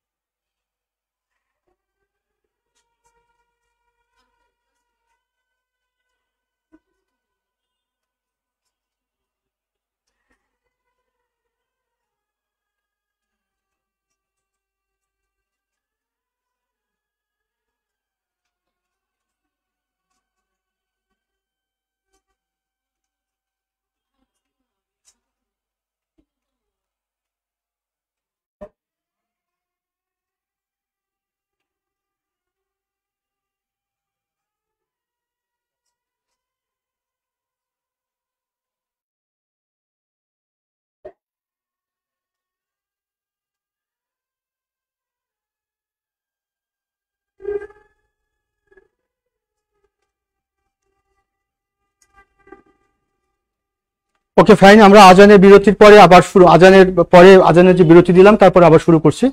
এবার তোমরা এখান থেকে একটু খেয়াল করো, just which type of question you may be asked. Number 1 প্রশ্নটি হতে পারে, তোমাদের 1 নম্বর প্রশ্নটি হতে পারে, তোমাদের 1 নম্বর যে প্রশ্নটি হতে পারে প্রিলিমিনারির জন্য সেটা হচ্ছে হুতি কোন দেশের বিদ্রোহী গোষ্ঠী, এটা একটা প্রশ্ন হলো। তারপর 2 নম্বর প্রশ্ন হতে পারে যে ইয়েমেনের আলোচিত গোষ্ঠীটির নাম কি, সেটা জঙ্গি গোষ্ঠী হতে পারে, সন্ত্রাসী গোষ্ঠী হতে পারে, সেটা কি হবে? হুতি। তারপরে অলরেডি আমরা এই হুতি দিয়ে আমরা কিন্তু অলরেডি বুঝে গেছি হুতিটা কি। হুতিটা হচ্ছে একটা গোষ্ঠীর নাম, হুতিটা হচ্ছে একটি গোষ্ঠীর নাম বা একটি জঙ্গি গোষ্ঠী বলি যাই বলি না কেন, মূলত একটা গোষ্ঠী, সেটা সশস্ত্র গোষ্ঠী হতে পারে, জঙ্গি গোষ্ঠী যেভাবে বলি না কেন সেটা হচ্ছে হুতি একটি গোষ্ঠীর নাম। তাহলে অপশনটি যদি আমাদের থাকে হুতি কি, এটা একটি সংবাদ সংস্থা, উত্তর না, বিমান সংস্থা তাও না, বা এটি একটি গণমাধ্যম সেটিও না, সেটি হচ্ছে একটা সশস্ত্র গোষ্ঠী। এবার লিখিত প্রশ্ন তোমার পরীক্ষা এখান থেকে দিতে পারে যে যে সেটি হচ্ছে যে তোমার যে রেড সির কথা যদি বলি, ভূমধ্য সাগরের কথা যদি বলি, বা সুয়েজ ক্যানালের কথা যদি বলি, এগুলোর ভূ রাজনৈতিক গুরুত্বটাকে এটা প্রশ্ন আকারে দিতে পারে। একই সাথে তোমাকে ভাইবা বোর্ডে যদি তোমাকে মানচিত্রে গিয়ে বলে যে ইয়েমেন দেশটি কোথায় দেখাও, তারপর তোমাকে বলতে পারে জিবুতি বলি দেশটি কোথায় দেখাও। এখন পৃথিবীতে 195 ইন্ডিপেন্ডেন্ট স্টেট, 195টি স্বাধীন দেশ। এখন তুমি যদি বলো যে স্যার 195টি স্বাধীন দেশের মধ্যে আমাকে ইয়েমেন কিংবা জিবুতি এই দুইটা দেশকে কেন টার্গেট করা হয়েছে বুঝতে পারছো, কারণ এই দুইটা দেশের মাঝখান থেকে বলে চলেছে বাবেল মানদেব প্রণালী। আর এই বাবেল মানদেব প্রণালীর ওপাশে যে ইয়েমেন, সেই ইয়েমেনের হুতি বিদ্রোহীরা খুবই আলোচিত। এই কারণে মনে রাখবা যে অনেক সময় ভাইবা বোর্ডে কিন্তু ম্যাপ নিয়েও তোমাকে প্রশ্ন করে, কিংবা তোমাকে বলে যে ঠিক আছে তুমি ম্যাপে যাও। এবার ম্যাপে গিয়ে যদি তোমাকে হুতি বিদ্রোহীরা কোন দেশের, প্রথমে তুমি কি বললে ইয়েমেন, এবার বলে ইয়েমেন দেশটি দেখাও। যদি সরাসরি ইয়েমেন দেশটা তুমি দেখাতে পারো তাহলে ভাইবা বোর্ড তোমার সম্পর্কে একটা পরিষ্কার ধারণা পেয়ে গেল। এরপর তোমাকে জিজ্ঞাসা করতে পারে যে এই যে ইয়েমেনের হুতি বিদ্রোহী তারা কেন এত আলোচিত, এটা ভাইবাতে জিজ্ঞাসা করতে পারে। তখন তুমি কি আনসারটা দিবা যে স্যার যেহেতু এরা শিয়াপন্থী গোষ্ঠী, আর মধ্যপ্রাচ্যে যে দেশগুলো আছে সিরিয়ার বাশার আল আসাদ সাবেক প্রেসিডেন্ট শিয়াপন্থী, লেবাননের যে হিজবুল্লাহ তারা শিয়াপন্থী, ইরান কিপন্থী শিয়াপন্থী, যে কারণে ইসরায়েলের সাথে এই রাষ্ট্রগুলোর একটা দ্বন্দ্ব আছে। তাই হুতি বিদ্রোহীদের যদি অর্থনৈতিক, হুতি বিদ্রোহের সামরিক সক্ষমতা এটা ইসরায়েলকে ইনসিকিউর করে ফেলছে। এই কারণে ইসরায়েল কি করতেছে, আছে হুতি বিদ্রোহীদের উপর কি করছে, হামলা করতেছে। আমেরিকা সহ ইসরায়েলের, আমেরিকা সহ অনেক রাষ্ট্র আছে যারা কি করছে, তারা এই হুতি বিদ্রোহীদের উপর হামলা করতেছে। কারণ কি, কারণ হচ্ছে যে হুতি বিদ্রোহীরা এটি আমেরিকা সহ ইসরায়েলের জন্য এক ধরনের থ্রেট মধ্যে পাচ্ছে। তাহলে একই তথ্য থেকে তোমাকে প্রিলিমিনারি লিখিত এবং ভাইভাতে কেমন উত্তর দিতে হবে সেটা যেমন তুমি বুঝছো, একই সাথে কেন এই তথ্যটি গুরুত্বপূর্ণ সেটা তোমরা ক্লিয়ারলি বুঝতে পারছো। আচ্ছা, একটু কমেন্ট তোমাদেরকে একটু পড়ি। আচ্ছা ঠিক আছে। আচ্ছা তোমরা অনেকে কমেন্ট করছো যে মিহির স্যার ক্লাস নিচ্ছে। আচ্ছা, মিহির স্যার ক্লাস নিচ্ছে না, আমি মিলন স্যার। তোমার মিহির স্যার কিন্তু আমার স্টুডেন্ট। হ্যাঁ, আমি তোমাদেরকে যারা আমার ক্লাস করছো আমি কিন্তু মিলন স্যার। যাক, এটা তোমাদের পরীক্ষা আসবে না, তাই না? যে জব মেডিসিনে শুক্রবার, হ্যাঁ আজকে কয় তারিখ গো, 10 তারিখ, কোন স্যার তোমাদের সন্ধ্যা 6:30টায় ক্লাস নিয়েছিল? অপশন ক মিলন স্যার, অপশন ক অমুক স্যার, অপশন ক তমুক স্যার। এগুলো কিন্তু তোমাদের পরীক্ষা আসবে না, তোমাদের তথ্যটি জানলে হলো। আচ্ছা ঠিক আছে, ওকে। আচ্ছা, এবার আসো পরবর্তী প্রশ্নে যদি আমি যাই, সেটি হলো যে দেখো যে বাংলাদেশের ভূ রাজনৈতিক গুরুত্ব কি। ছোট্ট একটা প্রশ্ন, দেখি তোমাদের মধ্যে কি আনসারটা দিতে পারো, বলো তোমরা। দেখো বাংলাদেশের জিওপলিটিক্যাল ইম্পর্টেন্সটা কি, ভূ রাজনৈতিক গুরুত্বটা কি, দেখি কে পারো। এটা একটা তৈরি করা প্রশ্ন। তোমার সাবজেক্ট কি? তুমি তো বেশ ভালোই জানো দেখতেছি। আচ্ছা, উত্তরটা কি হবে? আচ্ছা, আমরা এই প্রশ্নটার একটা ব্যাখ্যা দিই আগে, হ্যাঁ, কারণ এই প্রশ্ন তৈরি করা প্রশ্ন, যেটা ভাইবারের প্রশ্ন কিন্তু লিখিত একটা প্রশ্ন। তাহলে প্রথমে তোমাদেরকে আমি শব্দটা ব্যবহার করি ভূ রাজনীতি। এটা নিয়ে আমি ডিটেইল একটি ক্লাস নিব। এই ভূ রাজনীতি বলতে আসলে আমরা কি বুঝি? আমরা অনেকেই জানি ভূ রাজনীতি শব্দটি। প্রত্যেকে তোমরা যারা অনলাইনে ক্লাস করছো প্লিজ প্রত্যেকেই মানে প্রত্যেকে cordially requested to be concentrated, try to realise what is geopolitics. প্রথমত ভূ রাজনীতি শব্দটির মধ্যে দুটো ওয়ার্ড আছে, একটা হচ্ছে ভূ, একটা হচ্ছে রাজনীতি। তাহলে রাজনীতি জিনিসটা হচ্ছে সংক্ষেপে যদি বলি সেটা হচ্ছে রাজ্য পরিচালনার নীতি, এটিকে কি বলা হয়? রাজনীতি। তাহলে রাজ্য বা রাষ্ট্র পরিচালনার নীতি এটা দুই রকম হয়, একটা হচ্ছে ইন্টারনাল আর একটা হচ্ছে এক্সটার্নাল। ইন্টারনাল বা ডোমেস্টিক, আর একটা হচ্ছে এক্সটার্নাল বা ইন্টারন্যাশনাল। তাহলে রাজ্য বা রাষ্ট্র পরিচালনার নীতিটিকে গ্রহণ করে রাষ্ট্রপ্রধান। তাহলে রাষ্ট্রপ্রধান তার রাষ্ট্রটিকে পরিচালনা করবার জন্য তিনি ডোমেস্টিক্যালি যে নীতিটা গ্রহণ করেন সেটি ইন্টারনাল পলিসি, আর ইন্টারন্যাশনালি যেটা গ্রহণ করে সেটি ইন্টারন্যাশনাল পলিসি বা ফরেন পলিসি, পররাষ্ট্রনীতি। তাহলে পররাষ্ট্রনীতি আসলে কিছুই না, শুধুমাত্র তার অভ্যন্তরীণ নীতির আচ্ছা পররাষ্ট্রনীতিটা হচ্ছে অভ্যন্তরীণ নীতির সম্প্রসারিত রূপই হচ্ছে পররাষ্ট্রনীতি। পররাষ্ট্রনীতি শব্দটির অর্থ হচ্ছে যে পররাষ্ট্রের প্রতি যে নীতিটা আমি গ্রহণ করবো সেই নীতিকে কি বলা হবে? পররাষ্ট্রনীতি। এবার আসি, এই পররাষ্ট্রনীতি প্রণয়নের ক্ষেত্রে কতগুলো উপাদান রয়েছে। সেই উপাদানগুলো কিছু আছে চেঞ্জেবল, কিছু আছে নন চেঞ্জেবল, কিছু আছে ইন্টারনাল, কিছু আছে এক্সটার্নাল। খুবই জটিল কথা হয়ে যাচ্ছে, আমি সংক্ষেপে করছি কারণ শ্রোতাকেও তো গ্রহণ করতে হবে এটা, তাই না? তো যাকে একটু সংক্ষেপে যদি আমি বলি, তাহলে ভূ রাজনীতির মূল কথাটা হচ্ছে যে একটা ভূখণ্ড কেন্দ্রিক যে রাজনীতি, সেই রাজনীতিকে বলা হয় ভূ রাজনীতি। অর্থাৎ আন্তর্জাতিক রাজনীতি বা ইন্টারন্যাশনাল পলিটিক্সে কোনো ডেফিনাইট টেরিটরি যদি গুরুত্ব পায়, কোনো ডেফিনাইট বা নির্দিষ্ট কোনো ভূখণ্ড যদি গুরুত্ব পায়, তাহলে সেই ভূখণ্ড কেন্দ্রিক যে রাজনীতি, সেই রাজনীতিকে কি বলে? ভূ রাজনীতি। অর্থাৎ ইন্টারন্যাশনাল পলিটিক্সে কোনো ভূখণ্ড যদি গুরুত্ব পায়, তাহলে সেই রাজনীতিকে বলা হবে ভূ রাজনীতি। এবার আসি সেই ভূখণ্ড আন্তর্জাতিক রাজনীতিতে গুরুত্ব পায় সাধারণত কোন কোন কারণে গুরুত্ব পায়। তার মধ্যে প্রথমে থাকতে পারে ন্যাচারাল রিসোর্সেস, মানে সেই ভূখণ্ডে ব্যাপক পরিমাণে প্রাকৃতিক সম্পদ আছে, তাই যদি সেই ভূখণ্ডের উপর আমি কন্ট্রোল ওভার নিতে পারি, তাহলে সেখানকার ন্যাচারাল রিসোর্সেস গুলো আমার অধীনে চলে আসবে। যেমন উদাহরণ দিয়ে আমরা বলতে পারি মিডল ইস্ট, মানে মধ্যপ্রাচ্য। তাহলে মধ্যপ্রাচ্যের জিওপলিটিক্যাল ইম্পর্টেন্স কি? Natural resources. তারপরে সাউথ চায়না সির জিওপলিটিক্যাল ইম্পর্টেন্স কি? Natural resources. দক্ষিণ চীন সাগরের ব্যাপক পরিমাণে প্রাকৃতিক সম্পদ আছে, তাহলে যে জায়গাটিতে প্রাকৃতিক সম্পদ আছে সেই জায়গা যদি আমি কন্ট্রোলে নিতে পারি, দখলে নিতে পারি, তাহলে সেই ভূখণ্ডের নিয়ন্ত্রণ আমার মধ্যে থাকবে, কিন্তু সম্পদ আমি আহরণ করতে পারবো, আমি ভোগ করতে পারবো। তাহলে ন্যাচারাল রিসোর্সেস এটা কিন্তু জিওপলিটিক্স এর ক্ষেত্রে গুরুত্ব পায়, আর ওটাকে বলা হয় জিও ইকোনমি।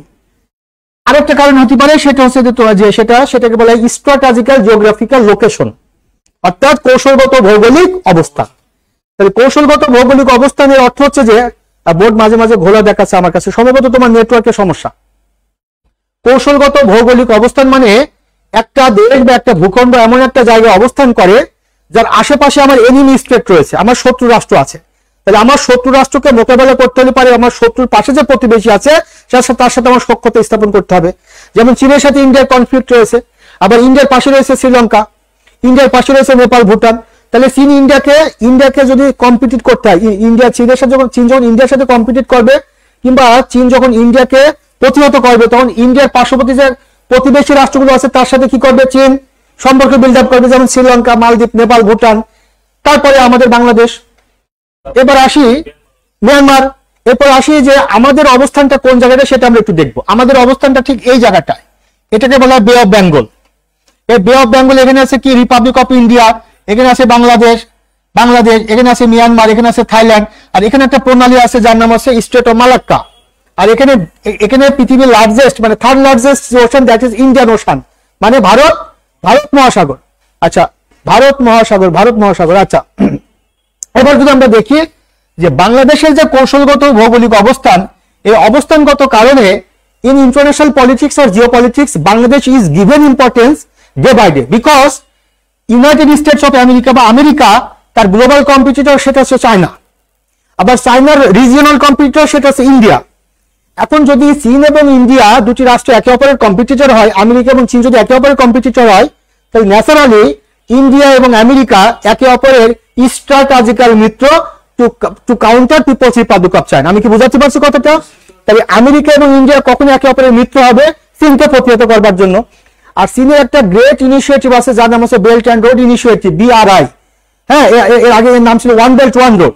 অর্থাৎ এই অঞ্চলটিতে চীনের প্রভাব মোকাবেলা করার জন্য আমেরিকা এবং তার মিত্র রাষ্ট্রগুলো মিলে একটা স্ট্র্যাটেজিক্যাল একটা মিলিটারি অ্যালায়েন্স ফর্ম করেছে যার নাম হচ্ছে কোয়াড্রিলেটারাল সিকিউরিটি ডায়ালগ, যার নাম হচ্ছে কোয়াড। আমি আবারও বলছি, আমি একটু ভাইবা পড়াই তো, যে কারণে যে পেপসি খেলে তো ঢেকুর পেপসিরই উঠবে। হ্যাঁ, আমি যদি পেপসি খাই তাহলে ঢেকুর কিসের উঠবে? কোকা কোলার উঠবে, পেপসির উঠবে। তো যেহেতু আমি একটু আপার লেভেলে পড়াইতে, টার্মিনোলজি গুলো হয়তো অনেকের জন্য একটু ডিফিকাল্ট হয়ে যাচ্ছে, যে সহজ করাটা আমার জন্য খুব কঠিন হয়েছে। তারপরে I am trying my level best to make you understand very easy.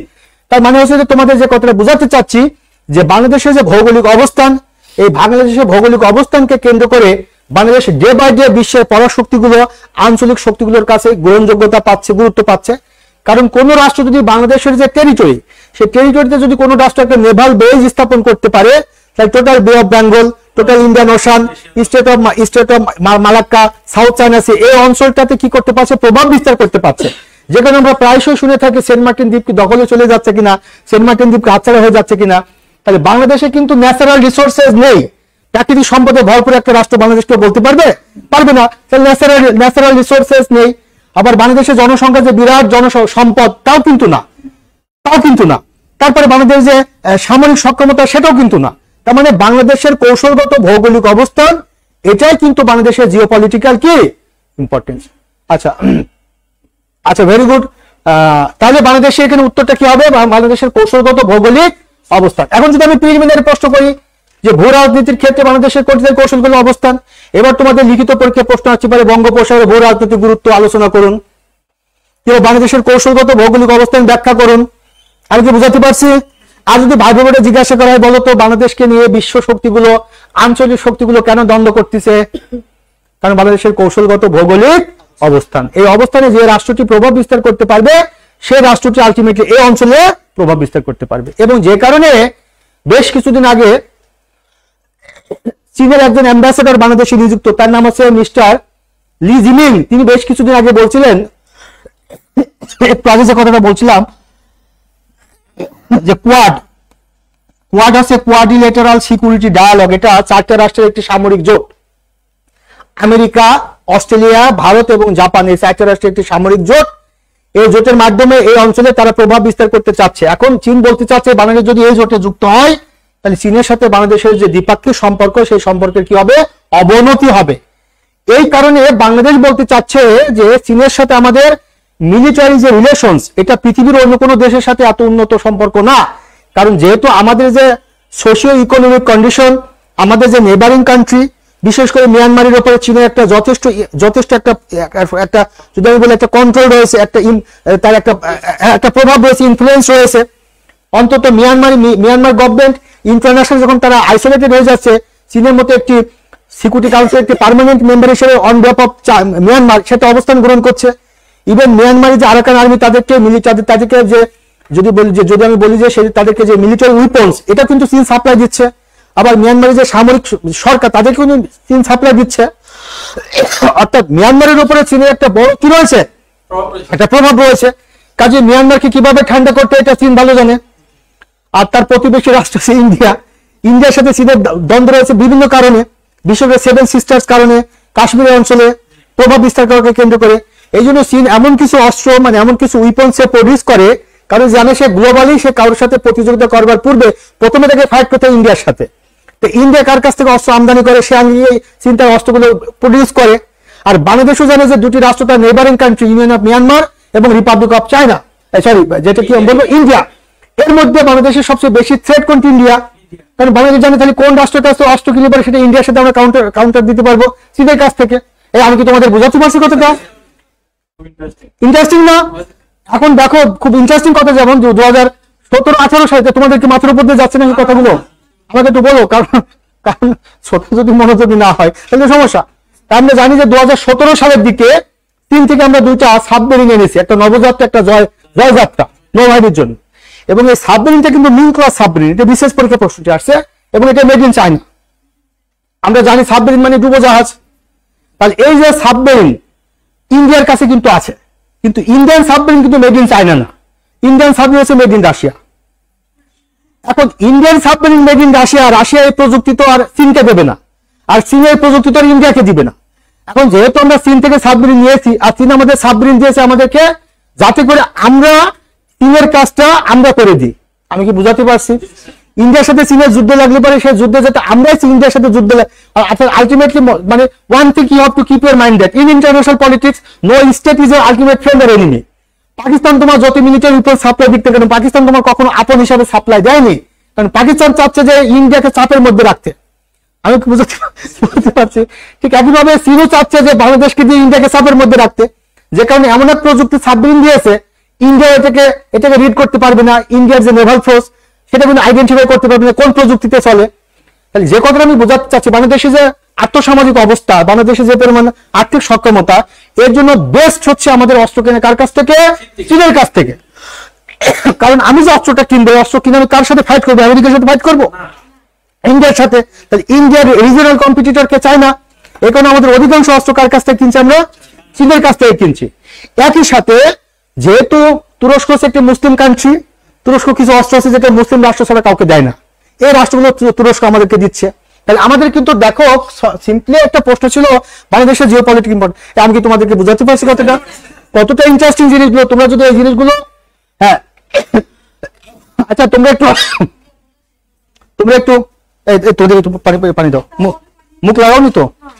দাও বাবা দাও, কোনো সমস্যা নেই, তো বোনের মতো কোনো সমস্যা মাইন্ড করো না। আবার তোমার বাড়ি কোথায়? সাতক্ষীরা নাকি? হ্যাঁ বলো। আচ্ছা হ্যাঁ, কারণ আমি মানুষটার কাজের প্রতি খুব ডেডিকেটেড, বুঝছো? তোমরা তো জানো যে আমার ক্লাসের সময় যদি 5টা বাজে আমি 4:50 উপস্থিত থাকবো, কারণ আমার ছেলে মেয়ে বুঝতে থাকবে। আর যখন যে জিনিসটা পড়াবো যাতে করে জিনিসটা ক্লিয়ারলি বুঝতে পারে, হ্যাঁ, বা যেটা গাইড বই আছে সেটা সেটা তো তোমাদের দরকার নেই। আচ্ছা হ্যাঁ হ্যাঁ, আমি একটু পানি খাচ্ছি। তোমার পানি যদি আমি শেষ করতে তোমার মাইন্ড করে নাও কিন্তু বল তুমি। আচ্ছা এবার আসো। আচ্ছা হ্যাঁ ঠিক আছে, হ্যাঁ এবার দেখো তোমরা, তাহলে পরবর্তী প্রশ্নে যদি আমরা যাচ্ছি যে বাংলাদেশের কৌশলগত ভৌগোলিক অবস্থা, এখন আসি। হ্যাঁ এখন আসিতে যেটা তোমাদেরকে বলতে চাচ্ছিলাম এই জিনিসটা। আচ্ছা আমরা পরবর্তী প্রশ্নে যাচ্ছি, কেবল 6টা প্রশ্ন দেখানো হলো। আচ্ছা এবার দেখো প্লিজ নোটিস দ্য বোর্ড। রোহিঙ্গারা কোন দেশ, মানে রোহিঙ্গারা কি প্রশ্ন ছিল, উত্তর কি হবে বুঝতে পেরেছো? হ্যাঁ কিন্তু অনেকেই, আচ্ছা তাহলে এখানে কোনো দেশই না, রোহিঙ্গারা কোন দেশের জনগোষ্ঠী, উত্তরটা কি হবে মায়ানমারের জনগোষ্ঠী। রোহিঙ্গারা কোন দেশের জনগোষ্ঠী, মায়ানমারের জনগোষ্ঠী। আচ্ছা এখন আসি, রোহিঙ্গারা মায়ানমারের জনগোষ্ঠী, এটা তো প্রিলিমিনারি প্রশ্ন। একই সাথে মিয়ানমার থেকে আগত কোন জনগোষ্ঠী বর্তমানে বাংলাদেশের আর্থসামাজিক অবস্থার উপর একটা বিরূপ প্রভাব ফেলছে, তাই রোহিঙ্গা জনগোষ্ঠী। 2 নম্বর, রোহিঙ্গারা মিয়ানমারের কোন রাজ্য থেকে এসেছে, আরাকান বা রাখাইন রাজ্য থেকে। এবার 3 নম্বর প্রশ্নটি হচ্ছে মিয়ানমার এবং ইন্ডিয়ার মধ্যে মিয়ানমার এবং বাংলাদেশের মধ্যে দ্বিপাক্ষিক সম্পর্কের ক্ষেত্রে বাধা কোন ইস্যুটি, রোহিঙ্গা ইস্যুটি। তারপর তোমাকে পরীক্ষা আসতে পারে লিখিত পরীক্ষায় যে রোহিঙ্গারা বাংলাদেশের উপরে কি প্রভাব ফেলছে, কি বিরূপ প্রভাব ফেলছে, পরিবেশগত, অর্থনৈতিক, সামাজিক, পরিবেশগত, সামাজিক অপরাধ, আরো অনেকগুলো সমস্যা ফেলছে। এবার তোমাকে ভাইভাতে গিয়ে প্রশ্ন করবে যে রোহিঙ্গারা আমাদের দেশে যে এসেছে এরা আমাদের জন্য আশীর্বাদ নাকি অভিশাপ, কেন ব্যাখ্যা করে বুঝতে পারছো নিশ্চয়। আচ্ছা আমার মনে হয় বা আমার বিশ্বাস হয় তোমরা এনজয় করছো, আমি কি বুঝাতে পারছি?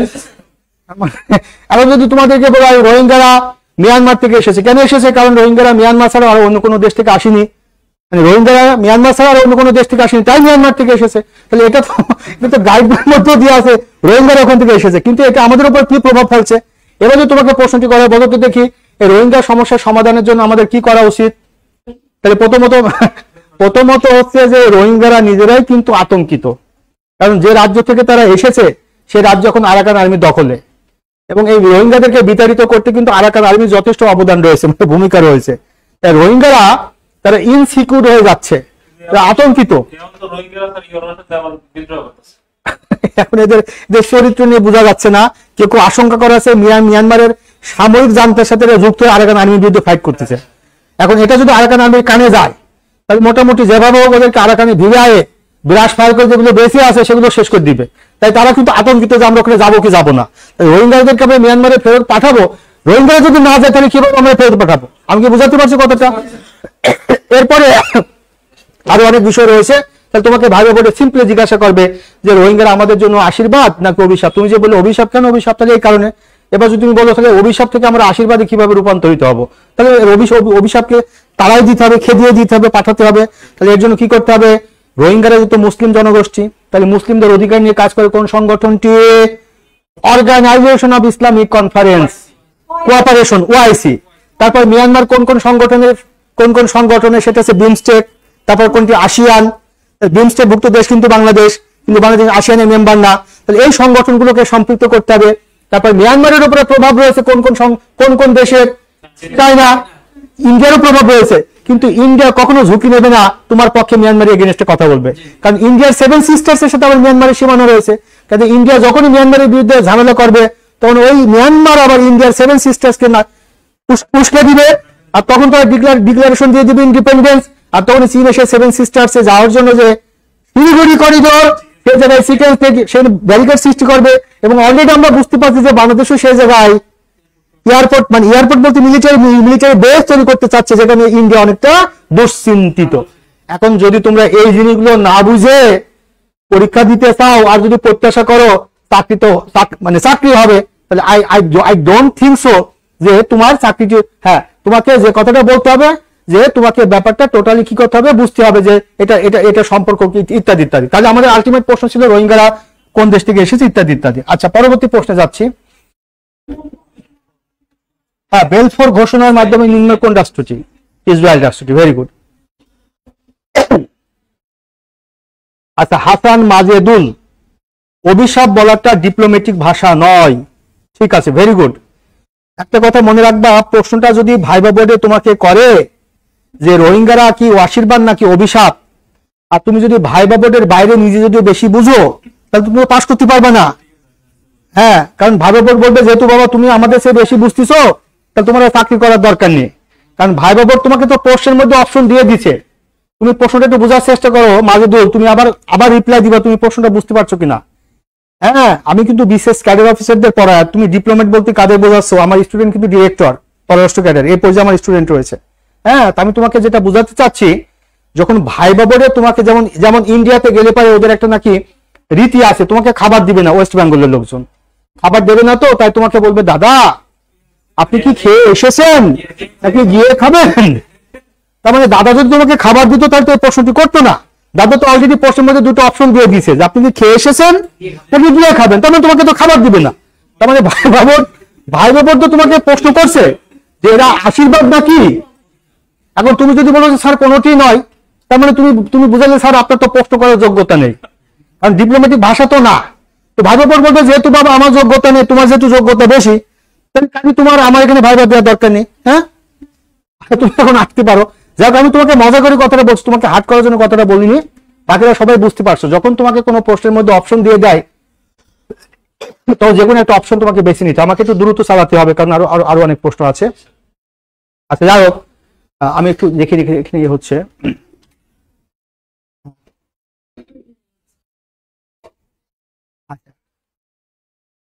হ্যাঁ, ঠিক আছে, ঠিক আছে, বুঝতে পারছো তোমার কথাটা। শোনো, সম্ভবত বিশেষ পরীক্ষায় লিখিত অংশে একটা প্রশ্ন আসছিল, সেটা সম্ভবত 29 BCS এ সেটি আসছিল যে গ্লোবালাইজেশন মানে বিশ্বায়ন এটি আশীর্বাদ না অভিশাপ, বা এই টাইপের একটা প্রশ্ন আসছিল। তো মনে রাখবা যে এখানেও প্রশ্নটা আসছিল। যাই হোক, তাহলে এখানে প্রশ্নটি উত্তরটা কি হবে? উত্তরটা কি হবে বলো? ইসরায়েল। ইসরায়েল, তাহলে উত্তরটা হবে ইসরায়েল। এখন আমি তোমাকে এটা ব্যাখ্যাটা দিতে পারছি না, তোমাকে ধরো এখানে প্রিলিমিনারিতে প্রশ্ন হতে পারে যে বেলফোর ঘোষণার মাধ্যমে নিম্নের কোন রাষ্ট্রটি প্রতিষ্ঠিত হয়, সেটা হবে ইসরায়েল। আবার এরকম প্রশ্ন হতে পারে যে বেলফোর ঘোষণার মাধ্যমে মধ্যপ্রাচ্যের কোন রাষ্ট্রটি প্রতিষ্ঠিত হয়, সেটা উত্তর হতে পারে ইসরায়েল। আবার প্রশ্ন হতে পারে যে ইসরায়েল রাষ্ট্রটি কোন ঘোষণার মাধ্যমে প্রতিষ্ঠিত হয়েছে, বেলফোর ঘোষণার মাধ্যমে। আর যদি তোমাকে এখানে লিখিত আকারে পরীক্ষার প্রশ্নটি আসে, সেটা হচ্ছে বড় আকারে প্রশ্ন হতে পারে যে সাম্প্রতিক ইসরায়েল ফিলিস্তিন সংঘাত এটা মধ্যপ্রাচ্যের রাজনীতিতে কি প্রভাব ফেলতে পারে, বা এই সংঘাত যদি দীর্ঘায়িত হয় তাহলে ফিলিস্তিন রাষ্ট্রের ভবিষ্যৎ কি হবে, এটা প্রশ্ন হতে পারে। আবার এটা নিয়ে তো ভাইভাতে হিউজ প্রশ্ন হতে পারে। তো আসলে I am so much sorry, হ্যাঁ, I am so much sorry যে তোমাদের বেলফোর ডিক্লারেশন সম্পর্কে একটু ডিটেল আমি ব্যাখ্যা দিতে পারছি না। এটা ভেবো না যে আমি রসদে আমার ঘাটতি, তা কিন্তু না, আমার আন্তরিকতার ঘাটতি তাও কিন্তু না, এটা সময় স্বল্পতা। কারণ আমি যদি এটার ব্যাখ্যা দিই বেলফোর ডিক্লারেশন, তাহলে ফার্স্ট ওয়ার্ল্ড ওয়ারে যেতে হবে। ফার্স্ট ওয়ার্ল্ড ওয়ারে গিয়ে এসে ব্রিটিশ প্রধানমন্ত্রী তোমরা অনেকে অলমোস্ট জানো, দীর্ঘমেয়াদী আলোচনা যেহেতু এবং তোমরা যেহেতু ডিমান্ড করছো নিয়মিত আমি আসতে চাই, ঠিক আছে, I try my level best to do so. আমি অত্যন্ত ব্যস্ত মানুষ, তোমরা জানো। আমি পরবর্তীতে ইনশাআল্লাহ মাঝে মাঝে এসে বিভিন্ন তত্ত্বগুলো নিয়ে আমি কথা বলবো, যেমন ওয়ান চায়না পলিসি, হ্যাঁ, Balfour Declaration, two states theory, two nations theory, এরকম ভাবে কিছু তত্ত্ব নিয়ে আমি তোমাদের সাথে নিয়মিত আসবো ইনশাআল্লাহ। তো আমি এতটুকু বলবো যে 1948 সালে 14 ইসরায়েল রাষ্ট্র প্রতিষ্ঠিত হয়েছে। Very good. আচ্ছা, আমরা পরবর্তীতে চলে যাব। বলো, খুব চিন্তা ভাবনা করে বলবা। আচ্ছা, এবার তোমরা যারা দেখতেছো তোমরা একটু কমেন্ট করো, প্রশ্নটা একটু ভালো করে বোঝার চেষ্টা করো যে বাংলাদেশে বর্তমানে কোন সরকার ক্ষমতায় আছে। দেখি ওরা কমেন্ট করো, দেখি। তোমরা একটু কমেন্ট করো, বাংলাদেশে বর্তমানে কোন সরকার ক্ষমতায় আছে। আমরা শুরু করছিলাম 6:30 না, তাহলে প্রায় 8টা বেজে গেল। আমি তো টের পেলাম না কিভাবে চলে যাচ্ছে সময়। হ্যাঁ, আচ্ছা, আমরা 8:30 শেষ করে দিব, ঠিক আছে? তোমাদের কি বেশি সমস্যা হচ্ছে তোমাদের? Thank you, thank you, thank you, thank you so much, thank you so much, thank you so much, thank you.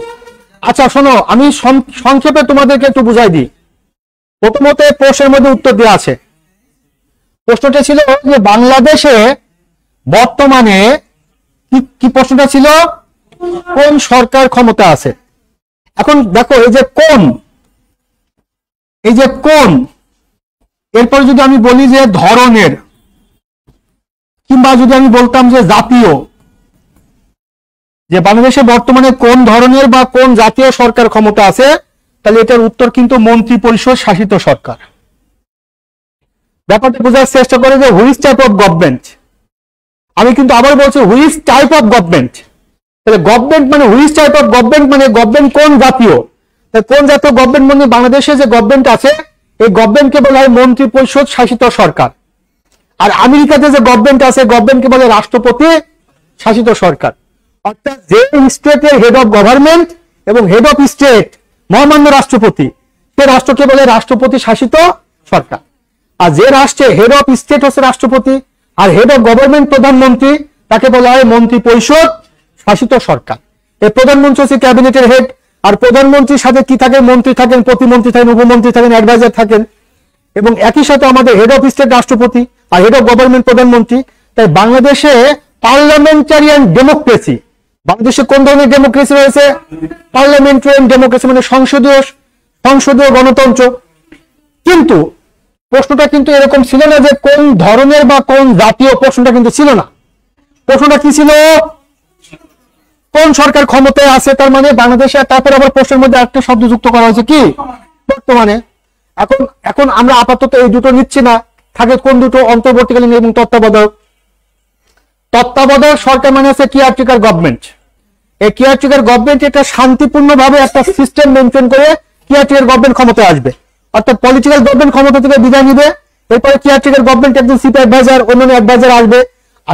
কিন্তু আমরা জানি যে এগুলো যদিও পলিটিক্যাল কথা, আমরা জানি যে 2024 সালে 5ই অগাস্ট সাবেক প্রধানমন্ত্রী শেখ হাসিনা ক্ষমতা থেকে বিদায় নিলেন বা ক্ষমতাচ্যুত হলেন।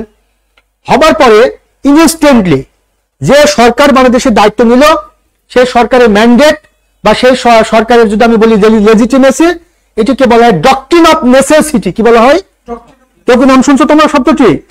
Doctrine of necessity. Doctrine of necessity মানে হচ্ছে যে বিশেষ প্রয়োজনে, বিশেষ চাহিদার প্রেক্ষিতে একটা রাষ্ট্রকে পরিচালনা করার জন্য একটা সরকার ক্ষমতা আসে। সেই সরকার হচ্ছে যে ম্যান্ডেট নিয়ে আসে, সেটিকে বলে ডক্ট্রিন অফ নেসেসিটি।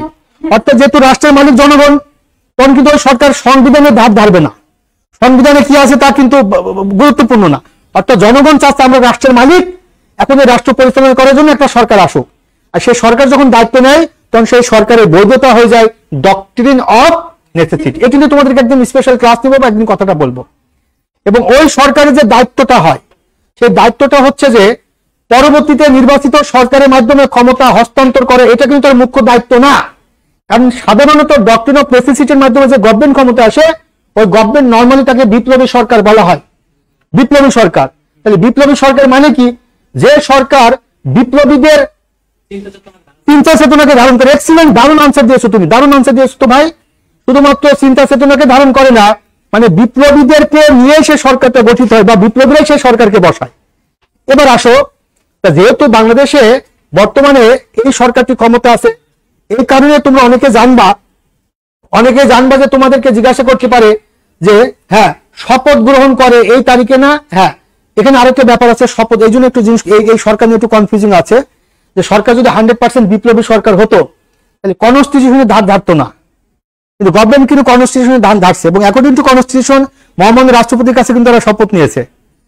এই গভর্নমেন্টের কিছু কথা রয়েছে এবং বাংলাদেশে কিছু কনস্টিটিউশনাল ক্রাইসিসও তৈরি হয়ে গেছে। এটা নিয়ে আসলে অনেক সময় সাপেক্ষ ব্যাপার, তো এটা নিয়ে আমি তোমাদের সময় নিই, দীর্ঘ আলোচনার ব্যাপার। তো শুধু তোমরা এতটুকু জানবা, কেয়ারটেকার গভর্নমেন্ট একটা নির্দিষ্ট মেয়াদের জন্য আসে, আর ইন্টারিম গভর্নমেন্ট কিন্তু নির্দিষ্ট মেয়াদের জন্য আসে না। কেয়ারটেকার গভর্নমেন্ট কনস্টিটিউশনে উল্লেখ থাকে, কিন্তু ইন্টারিম গভর্নমেন্ট কিন্তু কনস্টিটিউশনে উল্লেখ থাকে না। এবং হ্যাঁ, এবং অনেকে বলতেছে আছে, অনেকে পলিটিক্যাল পার্টি বলতেছে যে দ্রুত তুমি নির্বাচন দাও, দ্রুত নির্বাচন দাও। কারণ ইন্টারিম গভর্নমেন্টের প্রধান উপদেষ্টা বলছে ততদিন পর্যন্ত আমরা ক্ষমতায় থাকবো যতদিন পর্যন্ত জনগণ চাই। কারণ জনগণ আমাদের ম্যান্ডেট, হচ্ছে জনগণ। আমরা নির্বাচনের মাধ্যমে আসিনি, কিন্তু জনগণ হচ্ছে আমাদের ম্যান্ডেট। এই জন্য বর্তমানে কোন সরকার ক্ষমতা আছে? অবশ্যই কি তত্ত্বাবধায়ক সরকার না, অন্তর্বর্তী সরকার। এবার আসো কাম টু দা পয়েন্ট। এখান থেকে প্রিলিমিনারিতে তো বুঝলাম, লিখিত এবং ভাইভা থেকে যত প্রশ্ন করতে পারে তত্ত্বাবধায়ক সরকার এবং অন্তর্বর্তীকালীন সরকারের মধ্যে পার্থক্যটা কি? তত্ত্বাবধায়ক সরকার কোন সংসদের মাধ্যমে প্রবর্তিত হয়েছে? 13 অ্যামেন্ডমেন্ট, 13তম। আর কোনটির মাধ্যমে সেটা বিলুপ্ত হয়েছে? 15 অ্যামেন্ডমেন্ট, 510। সম্প্রতি সে তত্ত্বাবধায়ক সরকার ব্যবস্থা আবার পুনরায় আসুক, এইচএস আছে, হাইকোর্ট ডিভিশন। তারপর তোমাকে জিজ্ঞাসা করতে পারে যে বর্তমানে অন্তর্বর্তীকালীন সরকারের বৈধতা কি? Doctrine of necessity. এটা ভাই বোনও তোমাকে জিজ্ঞাসা করতে পারে, লিখিত তোমাদেরকে জিজ্ঞাসা করতে পারে। যাই হোক, অনেক প্রশ্ন আছে, দেখি আমি 30টা প্রশ্ন আছে, বুঝছো? আমরা যে কয়টা পারি, হ্যাঁ যে কয়টা পারি। সমাধান কি শর্টকাটের মধ্যে আছে? আচ্ছা তোমরা তো আসো, এরা তো জানে না। আচ্ছা তোমরা যারা অনলাইনে আসো একটু শেয়ার করো, আর একটু ইয়ে করো, একটু কথাবার্তা একটু বলো। কথাবার্তা তো বলতে পারবে না, একটু লিখে কথাবার্তা বলো। সবাই কি ক্লিয়ার কিনা একটু কমেন্ট করো, সবাই একটু কমেন্ট করো। হ্যাঁ, সবাই একটু ক্লিয়ার করো। হ্যাঁ হ্যাঁ। আচ্ছা, পরবর্তী প্রশ্ন যেটি আছে, খুব সহজ প্রশ্ন, বলো। হ্যাঁ, কে পারবে বলো দেখি। D8 এর সর্বশেষ সদস্য কোন দেশ?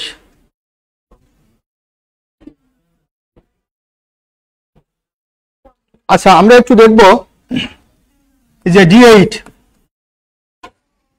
এই D8 মূলত এরা মুসলিম এবং উন্নয়নশীল দেশগুলোর সংগঠন। এরা মূলত সবাই মুসলিম দেশ, এবং এরা কি জন্য বলবো, এটা উন্নয়নশীল এবং মুসলিম দেশগুলোর সংগঠন। তো আমরা অনেকেই জানি, এটা আসলে বলে যাম খুব বেশি প্রাউড ফিল করছি সেটা না। তারপর এটা আমরা অনেকে জানি যে বাপ মা নাই তুমি সব, বাপ মা নাই তুমি সব, সব বলে কোনো দেশ নেই, এটা আমরা জানতাম D8 ভুক্ত দেশ। তাহলে বাতে কি, পথে কি, মাতে কি? না, মায়ানমার তো মুসলিম কান্ট্রি না। মালয়েশিয়া, নাতে নাইজেরিয়া, ইতে ইন্দোনেশিয়া, তুতে তুরস্ক, মিতে মিশর, ইতে ইরান। তাহলে এরা D8 ভুক্ত দেশ। আচ্ছা, এখন এর মধ্যে কিন্তু আজারবাইজান নেই। আবার কিন্তু উত্তর একটা নীতি হবে যে দাদা কি গিয়ে খাবেন নাকি খেয়ে এসেছেন। হ্যাঁ, তার মানে এর বাড়িতে তুমি যেতে পারছো না।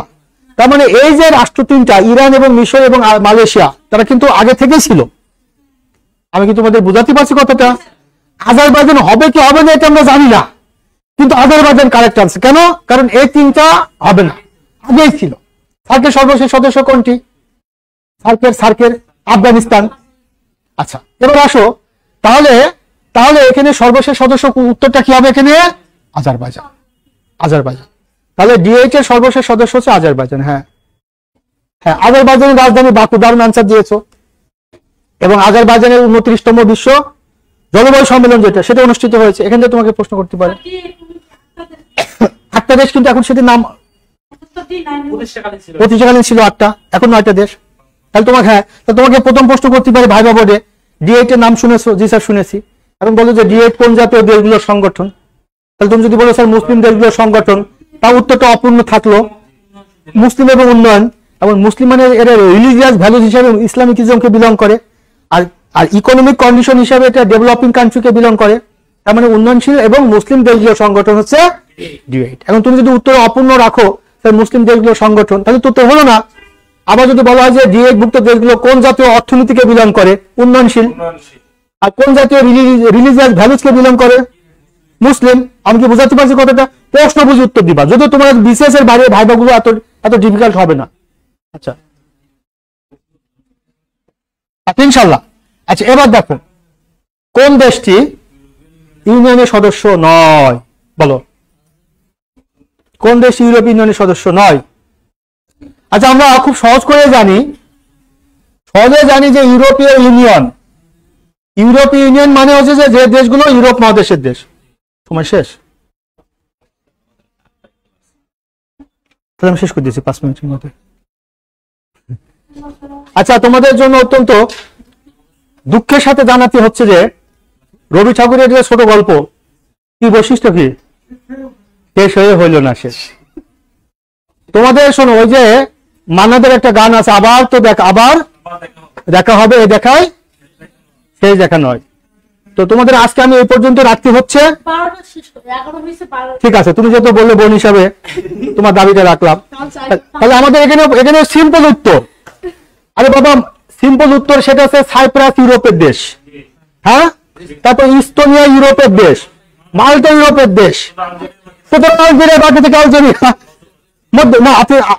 আফ্রিকা মহাদেশের দেশ। আচ্ছা, এটার উত্তর হচ্ছে আলজেরিয়া। তাহলে এখন তোমাকে যদি প্রশ্ন করা হয় ভাইবা বোর্ডে, তোমাকে আমি 4টা অপশন বলবো, এর মধ্যে তোমাকে বলতে হবে যে কোনটি ইউরোপিয়ান ইউনিয়নের মেম্বার না। খেয়াল করে দেখো, তখন তোমাকে কিন্তু এই প্রশ্ন করার সাথে সাথে তোমাকে অত্যন্ত মনোযোগ সহকারে শুনতে হবে, কারণ স্যার যেহেতু শর্ত দিয়েছে তোমাকে 4টা উত্তর বলবো। এখন তুমি যদি 4টা উত্তর শোনার পরে যদি উত্তর না দিতে পারো, তাহলে ভাইবা বোর্ড দুটো জিনিস খেয়াল করবে, এক হচ্ছে তুমি মনোযোগী না, আর দুই হচ্ছে উত্তর জানো না।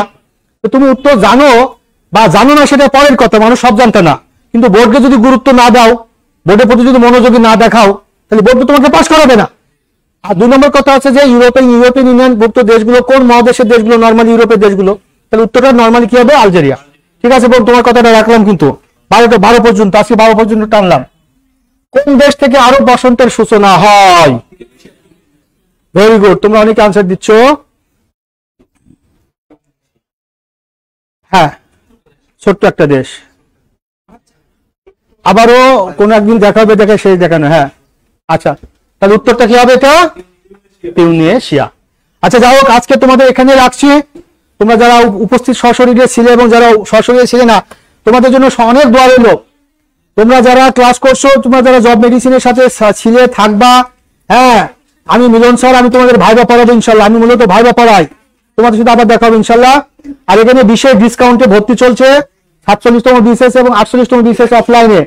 এখানে যারা ক্লাস নিচ্ছেন প্রত্যেকে অভিজ্ঞ শিক্ষক ক্লাস নিচ্ছেন। তোমরা যদি এই সার্ভিসটা নিতে চাও, এখানে যুক্ত হয়ে যাও ইনশাল্লাহ। ভালো থাকবা সবাই, আবার দেখা হবে ইনশাল্লাহ। আসসালামু আলাইকুম। ওরে জানি রে, ইনশাল্লাহ ভাই, ইনশাল্লাহ আসবো ভাই, আসবো ইনশাল্লাহ। Thank you, thank you, thank you, thank you, thank you. আমি ব্যস্ত মানুষ তো, ব্যস্ত মানুষ তো, এই ব্যস্ত মানুষ। এই বোন, thank you, thank you, thank you. তোমার জন্য স্পেশাল দোয়া করে দিবানি, বুঝতে পারছো? সবার জন্য সমান দোয়া। Thank you, thank you. না না না, এই জন্য তো বাংলাদেশ তন্ত্র করে হয়েছে। আবার যদি বিপ্লব শুরু করে দাও তোমরা।